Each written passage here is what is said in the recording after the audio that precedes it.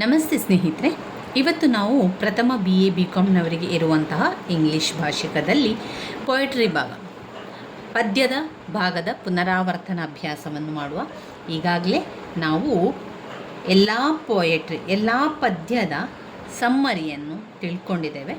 ಅದರ ಇಂಗ್ಲಿಷ್ ಸಮ್ಮರಿಯನ್ನು ಕೂಡ ನೋಡಿಕೊಂಡಿದ್ದೇವೆ, ಹಾಗೆಯೇ ಕನ್ನಡದಲ್ಲಿ ಅದರ ಸಮ್ಮರಿಯನ್ನು ಕೂಡ ತಿಳ್ಕೊಂಡಿದ್ದೇವೆ. ಇವತ್ತು ನಾವು ಈ ವಿಡಿಯೋದಲ್ಲಿ ಸಂಪೂರ್ಣವಾಗಿ ಎಲ್ಲ ಪದ್ಯದ ಸಮ್ಮರಿಯನ್ನು, ಸಾರಾಂಶವನ್ನು ಒಮ್ಮೆ ಪುನರಾವರ್ತನೆ ಅಭ್ಯಾಸವನ್ನು ಮಾಡುವ. ಯೂನಿಟ್ 1ರಲ್ಲಿ 2 ಪದ್ಯಗಳು ಬರುವಂಥದ್ದು.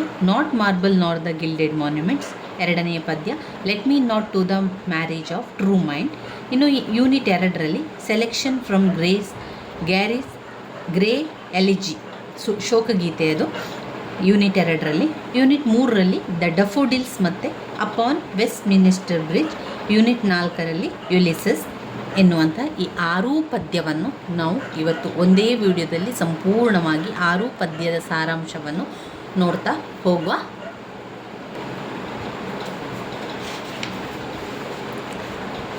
ಇದರಲ್ಲಿ ಯೂನಿಟ್ 1ರಲ್ಲಿ ವಿಲಿಯಂ ಶೇಕ್ಸ್ಪಿಯರ್ ಬರೆದಿರುವಂಥ 2 ಪದ್ಯ ಇದೆ. Not marble nor the gilded monuments, let me not to the marriage of true minds. ಇದೆರಡೂ ಕೂಡ ಸಾನೆಟ್ ಆಗಿರುವಂಥದ್ದು. ಅದಾದ ಮೇಲೆ ಥೋಮಸ್ ಗ್ರೇ ಅವರ ಎಲಿಜಿ ಪದ್ಯ, ಅದಾದ ಮೇಲೆ ವಿಲಿಯಂ ವರ್ಡ್ಸ್ವರ್ತ್ ಅವರ ಡಫೋಡಿಲ್ಸ್ ಮತ್ತು ಅಪಾನ್ ವೆಸ್ಟ್ ಮಿನಿಸ್ಟರ್ ಬ್ರಿಡ್ಜ್ ಪದ್ಯ ಇದೆ. ಯೂನಿಟ್ 4ರಲ್ಲಿ ಆಲ್ಫರ್ಡ್ ಟೆನ್ನಿಸನ್ ಅವರ ಯುಲಿಸಸ್ ಪದ್ಯ ಇದೆ. ಈ 6 ಪದ್ಯದ ಸಮ್ಮರಿಯನ್ನು ಸರಿಯಾಗಿ ಕಲಿತುಕೊಳ್ಳಿ ಸ್ನೇಹಿತರೆ. ಯಾಕಂದರೆ ನಿಮ್ಮ ಪ್ರಶ್ನೆ ಪತ್ರಿಕೆಯಲ್ಲಿ ಮೊದಲಿಗೆ ಬರುವಂಥದ್ದು ನಾವು ಸಂದರ್ಭ ಸ್ವಾರಸ್ಯ ಬರೀಲಿಕ್ಕೆ ಇರುವಂಥದ್ದು ಅಥವಾ ಟಿಪ್ಪಣಿ ಬರೀಲಿಕ್ಕೆ ಕೊಡುವಂಥದ್ದು. ಅದನ್ನು ಅವರು ಏನು ಮಾಡ್ತಾರೆ, ಪದ್ಯದ ಭಾಗದಿಂದ ಪಾಠದ ಭಾಗದಿಂದ ಅದನ್ನು ಕೊಡುವಂಥದ್ದು. ಅದರಿಂದ ನೀವೇನು ಮಾಡಿ, 6 ಪದ್ಯದ ಸಮ್ಮರಿಯನ್ನು ಕಲ್ತ್ಕೊಂಡ್ರೆ 3 ಪದ್ಯವನ್ನು ನಮಗೆ ಅವರು ಟಿಪ್ಪಣಿ ಬರೀಲಿಕ್ಕೆ ಕೊಡ್ತಾರೆ. ಇನ್ನುಳಿದಿರುವಂತಹ 3 ಪದ್ಯದಿಂದ ಅವರು ಪ್ರಶ್ನೆಗಳನ್ನು ಕೊಡುವಂಥದ್ದು. ನಾವು ಪ್ರಶ್ನೋತ್ತರವನ್ನು ಬರೀಬೋದು. ಅದರಿಂದ ಎಲ್ಲವನ್ನು ಕೂಡ ನಮಗೆ ಬರೀಲಿಕ್ಕೆ ಸಾಧ್ಯ ಆಗ್ತದೆ. ಆವಾಗ ನಾವು ಹೆಚ್ಚು ಗ್ರಾಮರಿಗೆ ಚಿಂತೆ ಮಾಡಬೇಕು ಅಂತ ಇಲ್ಲ. ನಾವು ಪದ್ಯ ಭಾಗವನ್ನು ಓದುವಂಥದ್ದು, ಹಾಗೆ ಕೆಲವೊಂದು ಪಾಠವನ್ನಷ್ಟೇ ಓದಿದರೆ ಸಾಕಾಗ್ತದೆ.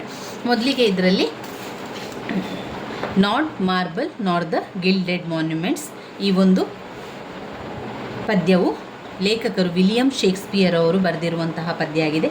ಇಲ್ಲಿ ವಿಲಿಯಂ ಶೇಕ್ಸ್ಪಿಯರ್ ಅವರು ಏನು ಹೇಳ್ತಾ ಇದ್ದಾರೆ ಅಂತ ಹೇಳಿದರೆ, ತನ್ನ ಗೆಳೆಯನಿಗೆ ಹೇಳ್ತಾ ಇದ್ದಾರೆ, ನೋಡು, ನಾವು ಬರೆದಿರುವಂತಹ ಕವಿತೆ ಇರ್ಬೋದು, ನಾವು ಬರೆದಿರುವಂತಹ ಸಾಹಿತ್ಯ ಇರ್ಬೋದು, ಅದು ಯಾವತ್ತೂ ಶಾಶ್ವತವಾಗಿರುವಂಥದ್ದು. ನಮ್ಮಲ್ಲಿ ಈಗ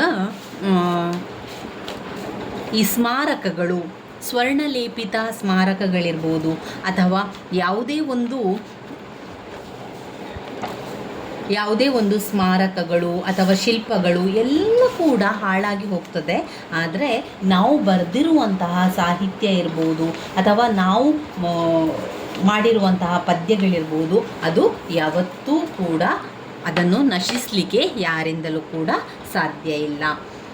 ಕವಿತೆಯನ್ನು ನಾಶ ಮಾಡಲಿಕ್ಕೆ ಆಗೋದಿಲ್ಲ, ಆದರೆ ಈ ಸ್ಮಾರಕಗಳು, ಅಮೃತ ಶಿಲೆಗಳೆಲ್ಲ ನಾಶ ಆಗಿ ಹೋಗ್ತದೆ ಅಂತ ತನ್ನ ಗೆಳೆಯನಿಗೆ ವಿಲಿಯಂ ಶೇಕ್ಸ್ಪಿಯರ್ ಅವರು ಹೇಳ್ತಾ ಇರುವಂತಹ ಮಾತಾಗಿದೆ. ಇಲ್ಲಿ ಅವರು ಹೇಳ್ತಾ ಇದ್ದಾರೆ, ನೋಡು, ಅವರು ಗೆಳೆಯರಿಗೆ ಹೇಳುವಂಥದ್ದು, ನೋಡು, ನಾವು ಕಾವ್ಯವನ್ನು ಬರಿತೇವೆ, ಪದ್ಯವನ್ನು ಬರಿತೇವೆ, ಅದು ಎಷ್ಟೋ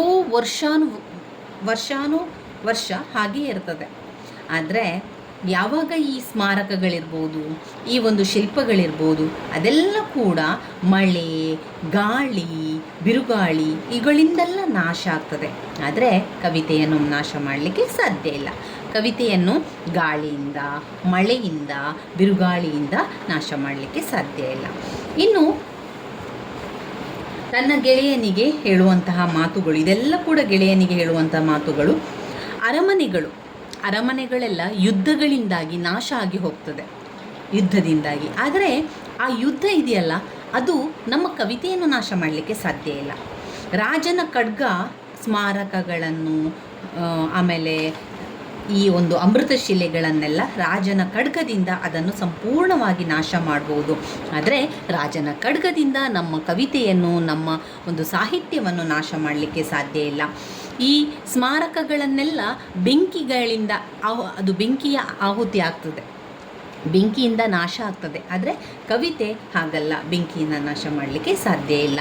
ಆದ್ದರಿಂದ ಇಲ್ಲಿ ಲೇಖಕರು ವಿವರಿಸುವಂಥದ್ದಿಷ್ಟೇ, ನಮ್ಮ ಕವಿತೆಗಳು ಯಾವತ್ತೂ ಶಾಶ್ವತ. ಅದರ ಪೇಪರ್ಗಳು ಅಥವಾ ಅದು ಬರೆದಿರುವಂಥ ಹಾಳೆಗಳನ್ನೆಲ್ಲ ನಾಶ ಆಗ್ತದೆ, ಆದರೆ ಅವರು ಬರೆದಿರುವಂಥ ಕವಿತೆ ಇರ್ತದಲ್ವ, ಅದು ಯಾವತ್ತೂ ಶಾಶ್ವತವಾಗಿ ಇರ್ತದೆ ಎನ್ನುವಂಥದ್ದು ಲೇಖಕರ ಅಭಿಪ್ರಾಯ, ಲೇಖಕರು ವಿವರಿಸುವಂಥದ್ದು. ಇದು ಸೋನೆಟ್ ರೀತಿಯಲ್ಲಿರುವಂತಹ ಪದ್ಯ. ಇದೆರಡು ಪದ್ಯ ಸೋನೆಟ್ ಆಗಿರುವಂಥದ್ದು. ಒಂದು not marble not the gilded monuments, ಮತ್ತೊಂದು let me not to marriage of true mind.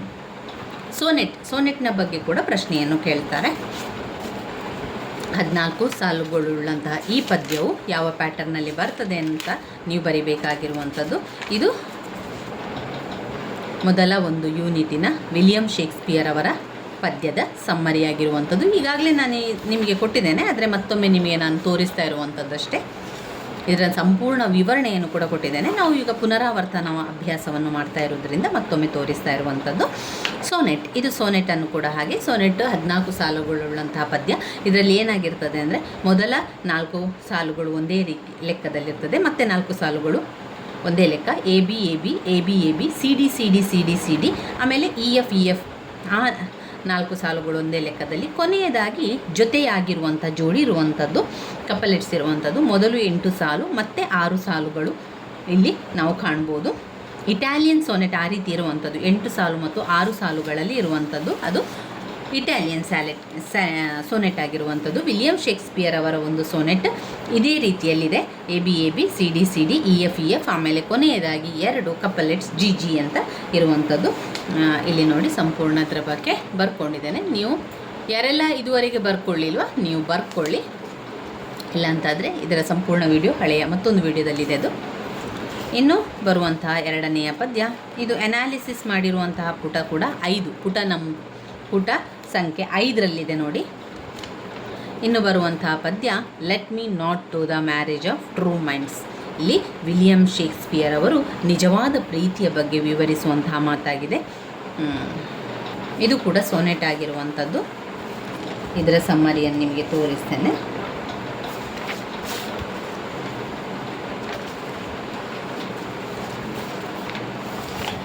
ಇಲ್ಲಿ ಲೇಖಕರು ಸಂಪೂರ್ಣವಾಗಿ ವಿವರಿಸುವಂಥದ್ದು ಪ್ರೀತಿಯ ಬಗ್ಗೆ.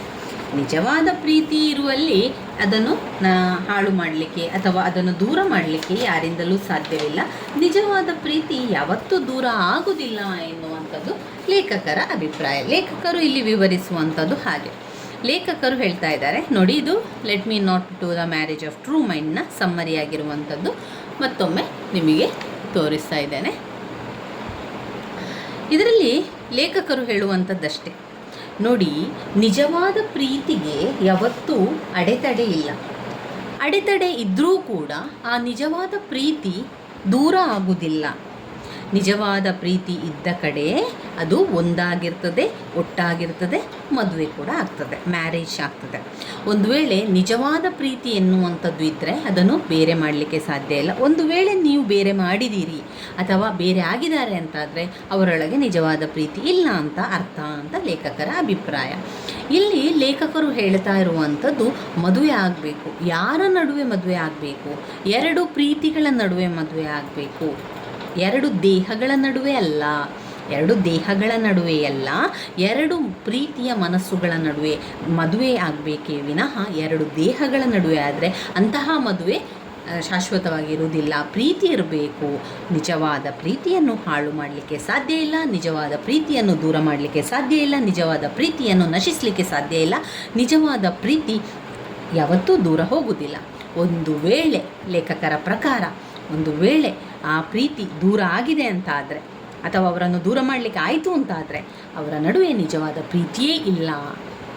ಅದರಿಂದ ಲೇಖಕರು ಹೇಳ್ತಾರೆ, ನಿಜವಾದ ಪ್ರೀತಿ ಎಷ್ಟು ಶಾಶ್ವತವಾಗಿರ್ತದೆ ಅಂತ ಹೇಳಿದರೆ, ಆಕಾಶದಲ್ಲಿ ಸೂರ್ಯ, ಚಂದ್ರ, ನಕ್ಷತ್ರಗಳು ಯಾವ ರೀತಿ ಫಿಕ್ಸ್ಡ್ ಆಗಿರ್ತದೋ, ಯಾವ ರೀತಿ ಶಾಶ್ವತವಾಗಿ ಆಕಾಶದಲ್ಲಿರ್ತಾರೋ ಅದೇ ರೀತಿ ನಿಜವಾದ ಪ್ರೀತಿ ಎನ್ನುವಂಥದ್ದು ಫಿಕ್ಸ್ಡ್ ಆಗಿರುವಂಥದ್ದು, ಅದು ಶಾಶ್ವತವಾಗಿರುವಂಥದ್ದು.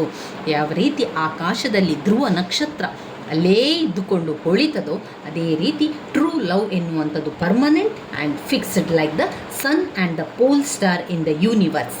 ಯೂನಿವರ್ಸ್ನಲ್ಲಿರುವಂತಹ ಧ್ರುವ ನಕ್ಷತ್ರ, ಯೂನಿವರ್ಸ್ನಲ್ಲಿರುವಂತಹ ಸನ್, ಮೂನ್ ಯಾವ ರೀತಿಯಾಗಿ ಪೋಲ್ ಸ್ಟಾರ್ಸ್ಗಳೆಲ್ಲ ಅಲ್ಲಿ ಫಿಕ್ಸ್ಡ್ ಆಗಿ ಹೊಳಿತಾ ಇರ್ತದೋ, ಅದು ಅವುಗಳ ಕೆಲಸಗಳನ್ನು ಮಾಡ್ತಾ ಇರ್ತದೋ, ಅದೇ ರೀತಿಯಾಗಿ ನಿಜವಾದ ಪ್ರೀತಿ ಎನ್ನುವಂಥದ್ದು ಶಾಶ್ವತ. ಅದು ಅಲ್ಲಿಂದ ಹೋಗಲಿಕ್ಕೆ ಸಾಧ್ಯ ಇಲ್ಲ ಅಥವಾ ಅದನ್ನು ಬೇರ್ಪಡಿಸಲಿಕ್ಕೆ ಸಾಧ್ಯ ಇಲ್ಲ ಎನ್ನುವಂಥದ್ದನ್ನು ಲೇಖಕರು ಎಲ್ಲಿ ಹೇಳುವಂಥ ಮಾತು. ಅದರಿಂದ ನಿಜವಾದ ಪ್ರೀತಿ ಎನ್ನುವಂಥದ್ದು ನಿರಂತರವಾಗಿದೆ, ನಿಜವಾದ ಪ್ರೀತಿ ಎನ್ನುವಂಥದ್ದು ಅಮರವಾಗಿದೆ. ಆ ಮೂಲಕ ಇಲ್ಲಿ ಲೇಖಕರು ಅದನ್ನು ವಿವರಿಸ್ತಾ ಇದ್ದಾರೆ. ಇದು 2 ಪದ್ಯ ವಿಲಿಯಂ ಶೇಕ್ಸ್ಪಿಯರ್ ಅವರ ಪದ್ಯ. ವಿಲಿಯಂ ಶೇಕ್ಸ್ಪಿಯರ್ ಅವರ 2 ಪದ್ಯ ಕೂಡ ಸೋನೆಟ್ ಆಗಿದೆ. ಇನ್ಯಾವ ಪದ್ಯದ ಕಡೆಗೆ ಹೋಗಬೇಕು ನಾವು? ನಿಮಗೆ ಎನಾಲಿಸಿಸ್ ಬೇಕು ಅಂತ ಆದರೆ ಪುಟ ಸಂಖ್ಯೆ 8ರಲ್ಲಿದೆ ನೋಡಿ, ಮ್ಯಾರೇಜ್. ಪುಟ ಸಂಖ್ಯೆ ಇಲ್ಲಿದೆ ಎನಾಲಿಸಿಸ್ನಲ್ಲಿ. ಇನ್ನು ನಾವು ನೋಡಬೇಕಾಗಿರುವಂಥ ಪದ್ಯ ಥೋಮಸ್ ಗ್ರೇ ಅವರ ಎಲಿಜಿ ಅಂತ ಹೇಳ್ತವೆ, ಎಲಿಜಿ ಅಂತ ಕೂಡ ಹೇಳ್ತಾರೆ. ಥೋಮಸ್ ಗ್ರೇ ಅವರ ಎಲಿಜಿ ಎನ್ನುವಂತಹ ಪದ್ಯ ಥೋಮಸ್ ಗ್ರೇ ಅವರು ಬರೆದಿದ್ದಾರೆ. ಅವರು ಬರೆದಿರುವಂತಹ ಈ ಒಂದು ಪದ್ಯ ಶೋಕಗೀತೆ, ತುಂಬಾ ದುಃಖವನ್ನು ಕೊಡುವಂತಹ ದುಃಖದ ಗೀತೆ, ಶೋಕಗೀತೆ ಅಂತ ಹೇಳ್ಬೋದು. ಇಲ್ಲಿ ಲೇಖಕರು ದುಃಖದಲ್ಲಿದ್ದಾರೆ. ಅವರು ದುಃಖದಲ್ಲಿದ್ದಾರೆ. ಅವರಿಗೆ ಏನಾಗಿದೆ ಅಲ್ಲಿ, ಅವರು ತಮ್ಮ ತುಂಬಾ ಹತ್ತಿರದ ಫ್ರೆಂಡನ್ನು ಕಳ್ಕೊಂಡಿದ್ದಾರೆ. ಡೆತ್ ಆಫ್ ಅವರ ತುಂಬಾ ಪ್ರಾಣ ಸ್ನೇಹಿತ ಅಂತಲೇ ಹೇಳ್ಬೋದು. ಅವರ ಸ್ನೇಹಿತ ಮರಣವನ್ನು ಹೊಂದಿದ ನಂತರ ಅವರು ಬರೆದಿರುವಂತಹ ಒಂದು ಪದ್ಯ ಆಗಿದೆ. ಅವರು ಸ್ಮಶಾನದಲ್ಲಿ ಬರೆದಿರುವಂತಹ ಪದ್ಯ. ಅಲ್ಲಿ ಸ್ಮಶಾನದಲ್ಲಿ ಸಂಜೆಯ ಹೊತ್ತಲ್ಲಿ ಎಲ್ಲಿ ಹೋಗಿರ್ತಾರೆ? ಸ್ಮಶಾನಕ್ಕೆ ಹೋಗಿರುವಂಥದ್ದು. ಸಂಜೆಯ ಹೊತ್ತಿನಲ್ಲಿ ಸ್ಮಶಾನದಲ್ಲಿ, ಎಲ್ಲಿ? ಕಂಟ್ರಿ ಚರ್ಚ್ ಯಾರ್ಡ್ ಅಂದರೆ ಸ್ಮಶಾನ. ಅಲ್ಲಿ ಹೋಗಿ ಲೇಖಕರು ಬರೆದಿದ್ದಾರೆ. ಯಾಕೆ ಅವರು ದುಃಖದ ಗೀತೆಯನ್ನು ಬರೆದಿದ್ದಾರೆ ಆ ಸಮಯದಲ್ಲಿ ಅಂತ ಹೇಳಿದರೆ, ಅವರ shortly after the death of his close friend Richard West ಎನ್ನುವಂತಹ ಫ್ರೆಂಡ್ ಅವರ, ಯಾರ? ಥೋಮಸ್ ಗ್ಯಾರಿ ಅವರು ಈ ಒಂದು ಪದ್ಯದ ಲೇಖಕರು. ಯಾವ ಪದ್ಯ? ಎಲಿಜಿ ಪದ್ಯದ ಲೇಖಕರು. ಎಲಿಜಿ ಪದ್ಯ ಅಂದರೆ ಏನು? ಅದು ಶೋಕಗೀತೆಯಾಗಿದೆ. ಯಾಕೆ ಅವರು ಈ ಶೋಕಗೀತೆಯನ್ನು ಬರೆದಿದ್ದಾರೆ ಅಂತ ಹೇಳಿದರೆ, ಅವರ ಕ್ಲೋಸೆಸ್ಟ್ ಫ್ರೆಂಡ್ ರಿಚರ್ಡ್ ವೆಸ್ಟ್ ಎನ್ನುವಂಥವರು ಮರಣ ಹೊಂದಿದ್ರು. ಆ ಕಾರಣದಿಂದ ಆ ದುಃಖದಲ್ಲಿದ್ದಾರೆ, ಆ ನೋವಲ್ಲಿದ್ದಾರೆ, ಆ ಕೊರಗ್ತಾ ಇದ್ದಾರೆ ಅವರು. ಅಂಥ ಸಮಯದಲ್ಲಿ ಸಂಜೆಯ ಹೊತ್ತಿನಲ್ಲಿ ಸ್ಮಶಾನದ ಹತ್ರ ಕೂತ್ಕೊಂಡು ಬರೀತಾ ಇದ್ದಾರೆ. ಅಲ್ಲಿ ಕೂತ್ಕೊಂಡು ಎಲ್ಲರನ್ನು ನೋಡ್ತಾ ಇದ್ದಾರೆ. ಅಲ್ಲಿ ರೈತರು ಹೋಗ್ತಾ ಇದ್ದಾರೆ. ಅವರ ಜೀವನವನ್ನು, ದಿನನಿತ್ಯದ ಜೀವನವನ್ನು ಮಾಡಿಕೊಂಡು ಅವರು ಮನೆಗೆ ಹೋಗ್ತಾ ಇದ್ದಾರೆ ಸಂಜೆಯ ಹೊತ್ತಲ್ಲಿ. ಅವರಿಗೀಗ ಅನಿಸ್ತದೆ ಲೇಖಕರಿಗೆ, ಈ ಮರಣ ಎನ್ನುವಂಥದ್ದು, ಸಾವು ಎನ್ನುವಂಥದ್ದು ಎಲ್ಲರಿಗೂ ಕೂಡ ಒಂದೇ ಅಲ್ವಾ? ಶ್ರೀಮಂತರು ಕೂಡ ಮರಣ ಬರ್ತದೆ, ಬಡವರಿಗೂ ಕೂಡ ಮರಣ ಬರ್ತದೆ. ಶ್ರೀಮಂತರ ಮನೆಯಲ್ಲಿ ಮರಣ ಬಂದರೂ ಕೂಡ ದುಃಖವನ್ನು ಪಡುವಂಥದ್ದು, ನೋವು ಪಡುವಂಥದ್ದು, ಬೇಸರ ವ್ಯಕ್ತಪಡಿಸುವಂಥದ್ದು, ಅಳುವಂಥದ್ದು. ಹಾಗೆಯೇ ಬಡವರ ಮನೆಯಲ್ಲಿ ಮರಣ ಹೊಂದಿದ್ರೂ ಕೂಡ ದುಃಖ ಪಡುವಂಥದ್ದು, ಬೇಸರ ಪಡುವಂಥದ್ದು, ಅಳುವಂಥದ್ದು ಎಲ್ಲರಿಗೂ ಸಮಾನ ಅಲ್ವೇ? ಶ್ರೀಮಂತರಾಗಲಿ ಬಡವರಾಗಲಿ ಮರಣ ಎನ್ನುವಂಥದ್ದು ಮರಣವೇ, ಸಾವು ಎನ್ನುವಂಥದ್ದು ಸಾವು. ಯಾರ ಮನೆಯಲ್ಲೂ ಬಂದರೂ ಕೂಡ ಅದು ಸಾವೇ ಆಗಿರ್ತದೆ. ಯಾರ ಮನೆಯಲ್ಲೂ ಬಂದರೂ ಕೂಡ ಅದೊಂದು ದುಃಖ, ಅದು ಒಂದು ನೋವು, ಅದು ಒಂದು ಕೊರಗುವಂಥ ಸಂಕೇತ ಅಂತ ಲೇಖಕರು ವಿವರಿಸ್ತಾ ಇರುವಂಥದ್ದು. ಲೇಖಕರು ಹೇಳ್ತಾರೆ, ಇಲ್ಲಿ ಕಾಮನ್ ಮ್ಯಾನ್ ಮತ್ತು ರಿಚ್ ಮ್ಯಾನ್ ಅಂತ ಯಾರೂ ಇಲ್ಲ. ರಿಚ್ ಮ್ಯಾನ್ ಇದ್ದಾರೆ, ಕಾಮನ್ ಮ್ಯಾನ್ ಎಲ್ಲರೂ ಇದ್ದಾರೆ. ಆದರೆ ಸಾವು ಎನ್ನುವಂಥದ್ದಕ್ಕೆ, ಮರಣ ಅಂತ ಹೇಳುವುದಕ್ಕೆ ರಿಚ್ ಪರ್ಸನ್, ಪುವರ್ ಪರ್ಸನ್ ಅಂತ ಇಲ್ಲ. ಎಲ್ಲರ ಪರ್ಸನ್ನಲ್ಲೂ ಕೂಡ, ಎಲ್ಲ ಮನೆಗಳಲ್ಲೂ ಕೂಡ, ಶ್ರೀಮಂತರ ಮನೆಯಲ್ಲೂ ಕೂಡ ಸಾವುಗಳು ಬರ್ತದೆ, ಬಡವರ ಮನೆಯಲ್ಲೂ ಕೂಡ ಸಾವುಗಳು ಬರ್ತದೆ. ಸಾವು ಎಲ್ಲರಿಗೂ ಒಂದೇ, ಅದರಲ್ಲಿ ಯಾವುದೇ ವ್ಯತ್ಯಾಸ ಇಲ್ಲ. ಎಲ್ಲರೂ ಕೂಡ ಕೊರಗುವಂಥದ್ದು. ಸಾವು ಅಂತ ಬಂದಾಗ ಎಲ್ಲರೂ ಕೊರಗುವಂಥದ್ದು. ಈ ರೀತಿಯಾಗಿ ಸಾವಿನ ಬಗ್ಗೆ ಸಂಪೂರ್ಣವಾಗಿ ಹೇಳುವಂತಹ ಒಂದು ಪದ್ಯವೇ ಥೋಮಸ್ ಗ್ರೇ ಅವರು ಬರೆದಿರುವಂತಹ ಎಲಿಜಿ, ಶೋಕಗೀತೆಯಲ್ಲಿ ಬರುವಂಥದ್ದು. ಪುಟ ಸಂಖ್ಯೆ 17ರಲ್ಲಿ ಎನಾಲಿಸಿಸ್ ಇದೆ ನೋಡಿ. ಪುಟ ಸಂಖ್ಯೆ 17, 18, 19, 20 ನೋಡಿ. ಅದರಲ್ಲಿ ಅದರ ಸ್ವಲ್ಪ ಎನಾಲಿಸಿಸನ್ನು ಕೊಟ್ಟಿದ್ದಾರೆ. ಯಾವ ರೀತಿ ಇದೆ ಅಂತ ಹೇಳಿಕೊಂಡು ಈ ಒಂದು ಪದ್ಯ ಆಯಿತು ನೋಡಿ. ಇನ್ನು ನಾವು ನೋಡುವಂತಹ ಪದ್ಯ ಯಾವುದು? ಇನ್ನು ಯೂನಿಟ್ 3ರಲ್ಲಿ ಮತ್ತೆರಡು ಪದ್ಯ ಇದೆ. ಡಫೋಡಿಲ್ಸ್ ಪದ್ಯ ಮತ್ತು ಅಪಾನ್ ವೆಸ್ಟ್ ಮಿನಿಸ್ಟರ್ ಬ್ರಿಡ್ಜ್ ಎನ್ನುವಂಥ ಪದ್ಯ. ಈ ಎರಡೂ ಪದ್ಯವನ್ನು ಬರೆದವರು ವಿಲಿಯಂ ವರ್ಡ್ಸ್ವರ್ತ್. ನೀವು ಲೇಖಕರ ಹೆಸರು, ಪದ್ಯದ ಹೆಸರು ಸರಿಯಾಗಿ ಕಲಿತುಕೊಳ್ಳಿ ಸ್ನೇಹಿತರೆ. ಸ್ಪೆಲ್ಲಿಂಗನ್ನು ಸರಿಯಾಗಿ ಕಲಿತುಕೊಳ್ಳಿ. ಅದನ್ನು ಸರಿಯಾಗಿ ಗೊತ್ತಿರಲಿ ನಿಮಗೆ, ಸ್ಪೆಲ್ಲಿಂಗ್ ಮಿಸ್ಟೇಕ್ ಮಾಡಿಕೊಳ್ಬೇಡಿ.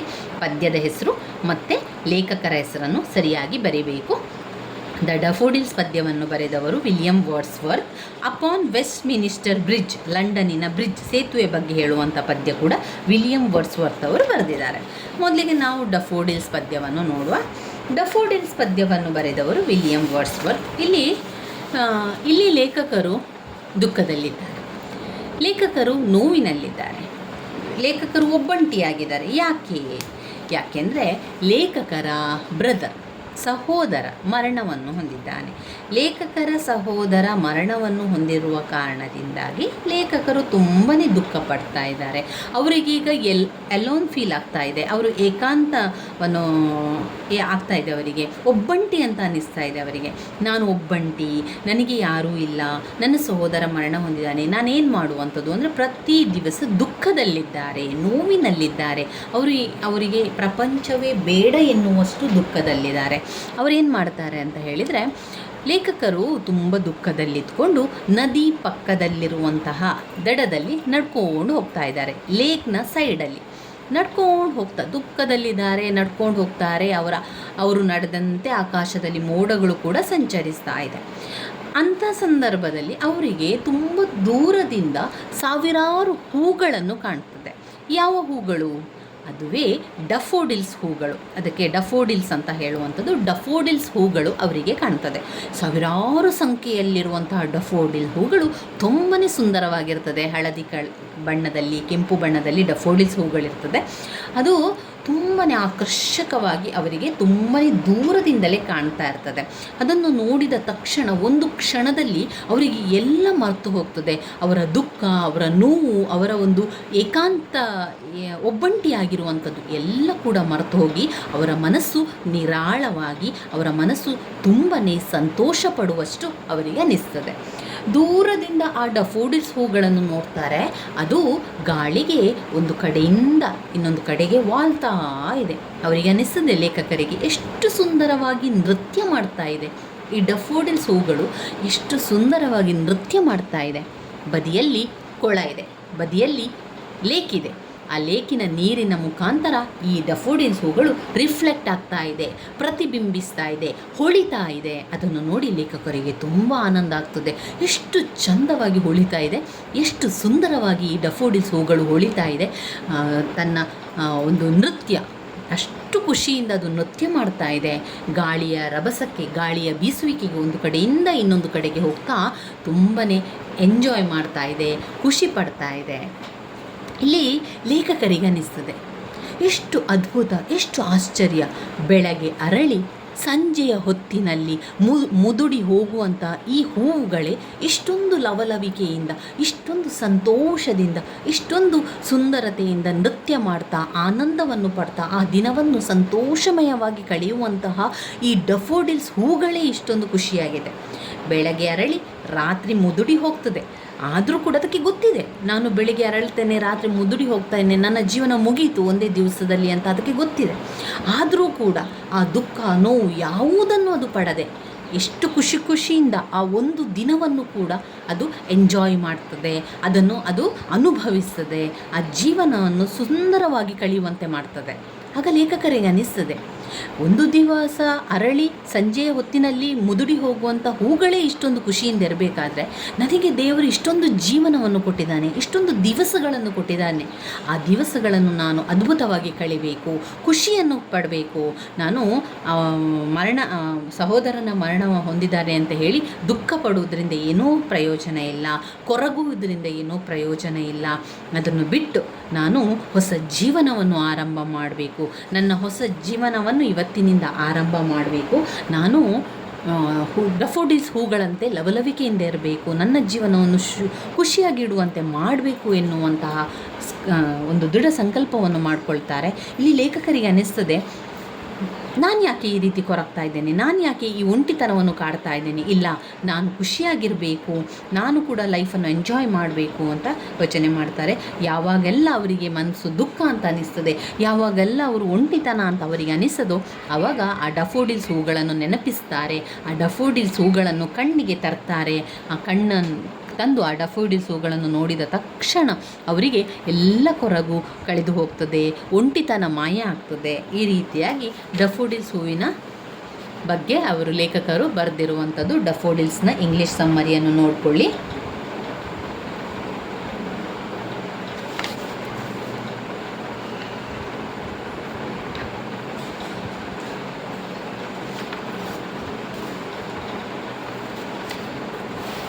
ಡಫೋಡಿಲ್ಸ್ ಪದ್ಯದ ಅನಾಲಿಸಿಸ್ ಟೆಕ್ಸ್ಟ್ ಬುಕ್ಕಲ್ಲಿ ಎಲ್ಲಿದೆ ಅಂತ ಹೇಳಿದರೆ, ನೀವು ಡಫೋಡಿಲ್ಸ್ ಹೂವಿನ ಬಗ್ಗೆ ಪುಟ ಸಂಖ್ಯೆ 29ರಲ್ಲಿದೆ.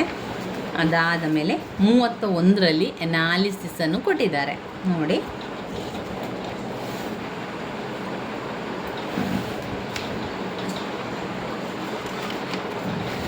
ಇನ್ನು ಬರುವಂತಹ ಪದ್ಯ ಅಪಾನ್ ವೆಸ್ಟ್ ಮಿನಿಸ್ಟರ್ ಬ್ರಿಡ್ಜ್. ಇದು ಕೂಡ ಒಂದು ಅದ್ಭುತವಾದಂತಹ ಪದ್ಯ. ವಿಲಿಯಂ ವರ್ಡ್ಸ್ವರ್ತ್ ಅವರು ಬರೆದಿರುವಂತಹ ಮತ್ತೊಂದು ಪದ್ಯ ಅಪಾನ್ ವೆಸ್ಟ್ ಮಿನಿಸ್ಟರ್ ಬ್ರಿಡ್ಜ್. ಇಲ್ಲಿ ಲೇಖಕರು ಲಂಡನ್ನಿನ ಸೇತುವೆ ಬಗ್ಗೆ ವಿವರಿಸ್ತಾ ಇದ್ದಾರೆ. ಯಾವುದರ ಬಗ್ಗೆ ವಿವರಿಸ್ತಾ ಇದ್ದಾರೆ? ಲಂಡನ್ ಸೇತುವೆ ಬಗ್ಗೆ ವಿವರಿಸ್ತಾ ಇದ್ದಾರೆ. ಲೇಖಕರು ಬೆಳಗಿನ ಜಾವದಲ್ಲಿ ಲಂಡನ್ನ ಸೇತುವೆ ಮೇಲೆ ನಡ್ಕೊಂಡು ಹೋಗ್ತಾ ಇರುವಾಗ ಲಂಡನ್ನ ಸಿಟಿಯ ಬಗ್ಗೆ ಇಲ್ಲಿ ಲೇಖಕರು ಕವಿತೆಯನ್ನು ಬರೆದಿರುವಂಥದ್ದು. ಅವರಿಗೆ ಯಾವ ರೀತಿ ಕಾಣಿಸ್ತಾ ಇದೆ, ಲಂಡನ್ ಸಿಟಿ ಅವರಿಗೆ ಏನೆಲ್ಲ ಗೋಚರಿಸ್ತದೆ ಅಂತ ಅವರು ಇಲ್ಲಿ ವಿವರಿಸ್ತಾ ಇದ್ದಾರೆ. ಅಪಾನ್ ವೆಸ್ಟ್ ಮಿನಿಸ್ಟರ್ ಬ್ರಿಡ್ಜ್, ಲಂಡನ್ನ ಸೇತುವೆಯಲ್ಲಿ ನಿಂತಾಗ ಲೇಖಕರಿಗೆ ಬೇರೆ ಬೇರೆ ವಿಷಯಗಳು ಕಾಣುತ್ತದೆ. ಮೊದಲು ಆಕಾಶವನ್ನು ನೋಡಿದಾಗ ಆಕಾಶ ತುಂಬ ಕಾಮಾಗಿ ಕೂಲಾಗಿ ಇರ್ತದೆ, ಯಾವ ಜಂಜಾಟವೂ ಇಲ್ಲದೆ ಹಕ್ಕಿಗಳ ಚಿಲಿಪಿಲಿಗೆ ಹುಟ್ಟಿರ್ತದೆ. ಚಿಲಿಪಿಲಿಗುಟ್ಟುತ್ತಾ ಹಕ್ಕಿಗಳೆಲ್ಲ ಹಾರಾಡ್ತಾ ಇರ್ತದೆ. ಲೇಖಕರಿಗೆ ಮೊದಲಿಗೆ ಆ ಒಂದು ಲಂಡನ್ ಸಿಟಿಯ ಕಾಮ್ ಮತ್ತು ಕೂಲ್ ಖುಷಿ, ತುಂಬಾ ಖುಷಿ ಅಂತ ಅನಿಸ್ತದೆ. ಸೈಲೆಂಟ್ ಆಗಿರುವಂತಹ ಒಂದು ಪ್ರಕೃತಿಯನ್ನು ನೋಡ್ತಾರೆ, ಆಹ್ವಾನಿಸ್ತಾರೆ. ಅವರಿಗೆ ಆ ಒಂದು ಪ್ರಕೃತಿ ಸೌಂದರ್ಯವನ್ನು ತುಂಬಾ ಎಂಜಾಯ್ ಮಾಡ್ತಾರೆ. ಅದಾದ ಮೇಲೆ ಎಂಟಿ ಡೂಮ್ಸ್, ಎಲ್ಲ ಡೂಮ್ಗಳು ಎಂಟಿ ಆಗಿರುವಂಥದ್ದು, ಶಿಪ್ಗಳು ಹೋಗ್ತಾ ಇರುವಂಥದ್ದು. ಆ ಸೇತುವೆ ಮೇಲೆ ನಿಂತು ನೋಡಿದಾಗ ಕೆಳಗೆ ನೀರಿನಲ್ಲಿ ಶಿಪ್ಗಳು ಸಂಚರಿಸುವಂಥದ್ದು ಕಾಣ್ತದೆ. ಟವರ್ಸ್ಗಳು ಕಾಣ್ತದೆ, ಟೆಂಪಲ್ಸ್ಗಳು ಕಾಣ್ತದೆ, ಥಿಯೇಟ್ರ್ಗಳು ಕಾಣ್ತದೆ. ಅದರ ಜೊತೆಗೆ ಸಂಪೂರ್ಣವಾಗಿ ಕ್ಲಿಯರ್ ಆಗಿರುವಂಥ ಏರ್, ಗಾಳಿ, ಸಂಪೂರ್ಣವಾದ ಶುದ್ಧವಾದಂತಹ ಗಾಳಿ ಹೋಗ್ತಾ ಇರುವಂಥದ್ದು, ಗಾಳಿ ಬರ್ತಾ ಇರುವಂಥದ್ದು ಅವರಿಗೆ ಅನುಭವಿಸ್ತಾರೆ. ಅಲ್ಲಿ ಒಂದು ಕಾಮ್ ಇದೆ, ಅಲ್ಲಿ ಒಂದು ಕ್ವೈಟ್ ಇದೆ ಎನ್ನುವಂಥದ್ದು ಲೇಖಕರು ಒಂದು ಹೇಳುವಂಥ ವಿಚಾರ ಆಗಿದೆ. In upon Westminster bridge, the poet is crossing Westminster bridge in to London during the very early morning. ತುಂಬಾ ಬೆಳಗಿನ ಜಾವ ಆಗಿರುವಂತಹ ಘಟನೆ. ಬೆಳಗಿನ ಜಾವದಲ್ಲಿ ಅವರು ಈ ಒಂದು ಸೇತುವೆಯನ್ನು ನಡ್ಕೊಂಡು ಹೋಗ್ತಾ ಇರುವಾಗ ಅವರಿಗೆ ಕಂಡಂತಹ ದೃಶ್ಯಗಳನ್ನು ಅವರು ಕವಿತೆ ಮೂಲಕ ನಮಗೆಲ್ಲ ಕೊಟ್ಟಿರುವಂಥದ್ದು. ಆ ಒಂದು ದೃಶ್ಯವನ್ನು ನೋಡ್ತಾ ಅವರು ಕವಿತೆಯನ್ನು ಬರೆದಿರುವಂಥದ್ದು. ಇದು ಸಂಪೂರ್ಣ ಲಂಡನ್ ಸಿಟಿಯಲ್ಲಿ ಅವರು ಹೇಳಿರುವಂತಹ ಮಾತು. ಆ ಒಂದು ಸೇತುವೆಯಲ್ಲಿ ಬೆಳಗ್ಗಿನ ಜಾವದಲ್ಲಿ ಎಲ್ಲ ಜನರು ಮಲಗಿದ್ದಂತಹ ಸಂದರ್ಭ, ಯಾರೂ ಇನ್ನೂ ಎದ್ದಿರಲಿಲ್ಲ, ಎಲ್ಲ ಮಲ್ಕೊಂಡಿರುವಂಥ ಸಂದರ್ಭದಲ್ಲಿ ಸೈಲೆಂಟ್ ಆಗಿರುವಂತಹ ಒಂದು ಪ್ರಕೃತಿಯನ್ನು ಅವರು ತುಂಬಾ ಇಷ್ಟಪಡ್ತಾರೆ, ತುಂಬಾ ಹೊಗಳ್ತಾರೆ. ಇವಿಷ್ಟು ಅಪಾನ್ ವೆಸ್ಟ್ ಮಿನಿಸ್ಟರ್ ಬ್ರಿಡ್ಜ್ ಬಂದಿರುವಂತಹ ವಿಷಯ ಆಗಿದೆ. ಇದರ ಸಮ್ಮರಿಯನ್ನು ನೋಡ್ಕೊಂಡಿದ್ದೀರಲ್ವ, ಇಂಗ್ಲೀಷ್ನಲ್ಲಿರುವ ಸಮ್ಮರಿ. ಇದರಲ್ಲಿ ನೀವು ನೋಡಿದರೆ 1.5 ಪುಟದಷ್ಟು ಮಾತ್ರ ಇದೆ. ಈ ಪಾಯಿಂಟ್ಸನ್ನೇ ವಿವರಿಸ್ತಾ ಬರೀರಿ. ಈ ಪಾಯಿಂಟ್ಸನ್ನು ಹಾಕಿ, this beauty of the morning ಅಂತ ಹಾಕಿ ಇದು ಪಾಯಿಂಟ್ಸ್ ಬರೀರಿ. ಆಮೇಲೆ ಶೈನಿಂಗ್ ವ್ಯಾಲಿ, ಅಲ್ಲಿ ಬೆಟ್ಟ ಗುಡ್ಡಗಳೆಲ್ಲ ಹೊಳಿತಾ ಇರ್ತು, ಆ ನೀರಿನ ರಿಫ್ಲೆಕ್ಟಿಗೆ ಅದೊಂದು ಶೈನಿಂಗ್ ಆಗ್ತಾಯಿತ್ತು, ಗ್ಲಿಟರ್ ಆಗ್ತಾಯಿತ್ತು. ಅಲ್ಲಿ ರಾಕ್, ವ್ಯಾಲಿ, ಹಿಲ್ ಆಲ್ ಏನಾಗ್ತಾಯಿತ್ತು, ಶೈನಿಂಗ್ ಆಗ್ತಾಯಿತ್ತು, ಗ್ಲಿಟರ್ ಆಗ್ತಾಯಿತ್ತು. Valley, hill, they all are shining, glittering. Rock, valley, hill all are shining and glittering ಅಂತ ಹೇಳ್ತಾ ಇದ್ದಾರೆ. ನಂತರ ಇಲ್ಲಿರುವಂಥ 7 ಪಾಯಿಂಟ್ಸ್ ಇದೆಲ್ಲ, ಈ 7 ಪಾಯಿಂಟ್ಸನ್ನು ಬರೆದು ಪ್ರತ್ಯೇಕವಾಗಿ ನಂತರ ಅದನ್ನು ವಿವರಿಸ್ತಾ ಹೋಗಿ ನಿಮಗೆ ಯಾವ ರೀತಿ ವಿವರಿಸಲಿಕ್ಕೆ ಸಾಧ್ಯವೋ ಅದೇ ರೀತಿಯಲ್ಲಿ ವಿವರಿಸ್ತಾ ಹೋದರೆ ಆಯಿತು. ಇದರಲ್ಲಿ ಬಂದಿರುವ ಅನಾಲಿಸಿಸ್ 37ನೇ ಪುಟ ಸಂಖ್ಯೆಯಲ್ಲಿದೆ ನೋಡಿ. ನಿಮ್ಮ ಟೆಕ್ಸ್ಟ್ ಬುಕ್ಕಲ್ಲಿ 37ರ ಪುಟ ಸಂಖ್ಯೆಯಲ್ಲಿದೆ. ಇನ್ನು ಬರುವಂತಹ ಕೊನೆಯದಾದ ಪದ್ಯ ಯುಲಿಸಸ್ ಎನ್ನುವ ಪದ್ಯವನ್ನು ಬರೆದವರು ಆಲ್ಫ್ರೆಡ್ ಟೆನ್ನಿಸನ್ ಅವರು ಬರೆದಿರುವಂಥ ಯುಲಿಸಸ್ ಪದ್ಯವನ್ನು ನೋಡುವ. ಇಲ್ಲಿ ಅದರ ಅನಾಲಿಸಿಸ್ ಅನ್ನು ಕೂಡ ಕೊಟ್ಟಿದ್ದಾರೆ.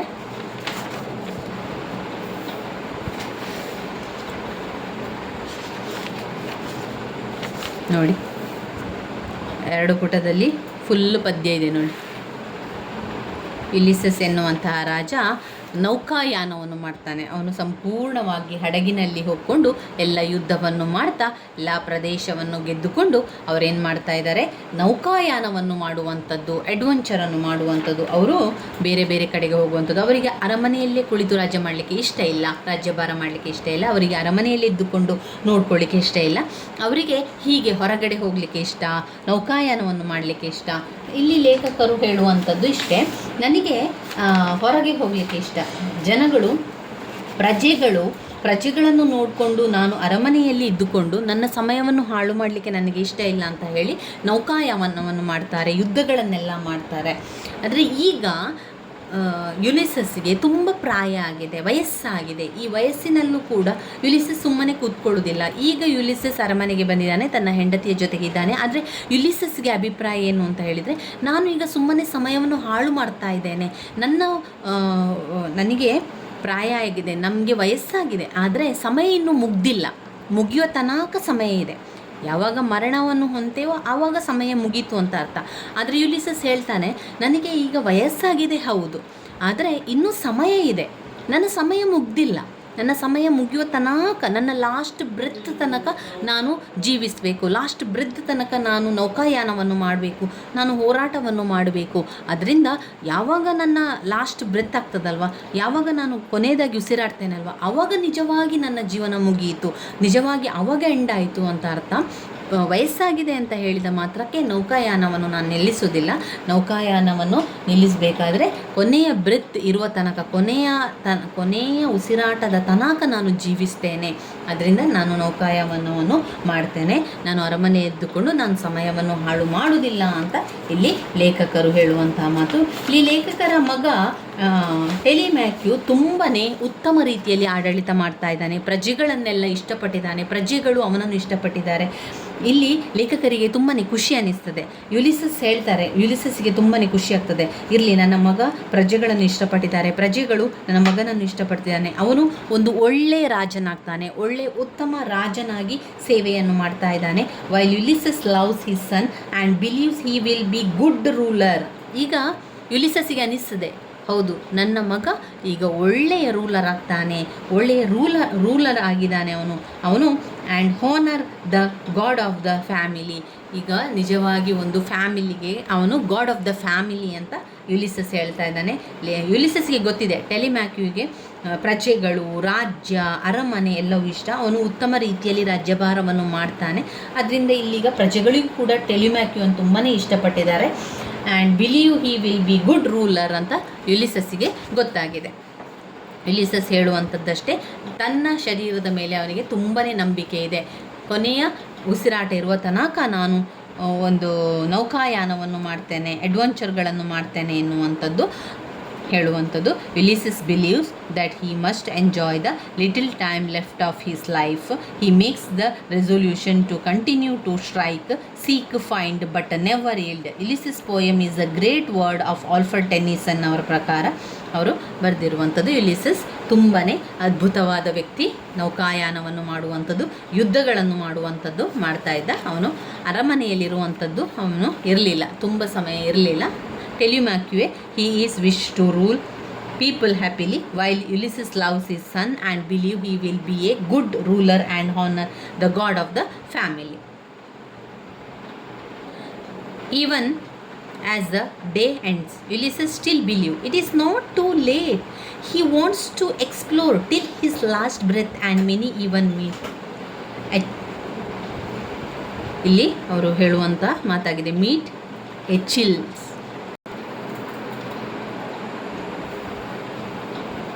He will always continue to explore and discover. Ulysses' summary tells us about search for adventure in human beings that makes their lives worth living ಆಗಿರುವಂಥದ್ದು ವರ್ತ್ ಆಗಿರಬೇಕು. ನಾವು ಜೀವಿಸುವಂಥದ್ದು ಏನಾದರೂ ಒಂದು ಸಾಧನೆಯನ್ನು ನಾವು ಮಾಡಬೇಕು ಎನ್ನುವಂಥದ್ದನ್ನು ಈ ಒಂದು ಪದ್ಯದಲ್ಲಿ ನಾವು ಕಾಣ್ಬೋದು. ಒಟ್ಟಿನಲ್ಲಿ ಯುಲಿಸಸ್ ಎನ್ನುವಂತಹ ಒಂದು ಪದ್ಯದಲ್ಲಿ ನಾವೇನು ಕಾಣ್ತೇವೆ ಅಂತ ಹೇಳಿದರೆ, ಜೀವನದಲ್ಲಿ ನಾವು ಏನನ್ನಾದರೂ ಸಾಧನೆಯನ್ನು ಮಾಡಬೇಕು. ನಮ್ಮ ಕೊನೆಯ ನಮ್ಮ ಕೊನೆಯ ಉಸಿರು ಇರುವ ತನಕ ಬ್ರೀದ್ ಮಾಡ್ತೇವೆ ನಾವು, ಕೊನೆಯ ಎಲ್ಲಿ ತನಕ ನಾವು ಬ್ರೀದ್ ಮಾಡ್ತೇವೆ, ಎಲ್ಲಿಯ ತನಕ ನಾವು ಉಸಿರಾಟವನ್ನು ಮಾಡ್ತೇವೆ, ಅಲ್ಲಿಯ ತನಕ ನಮಗೆ ಸಮಯ ಇದೆ. ವಯಸ್ಸಾಯಿತು, ನಮಗೆ ಇಷ್ಟು ವಯಸ್ಸು ಅಷ್ಟು ವಯಸ್ಸು ಎಂದು ಯಾವುದೂ ಲೆಕ್ಕ ಬರೋದಿಲ್ಲ.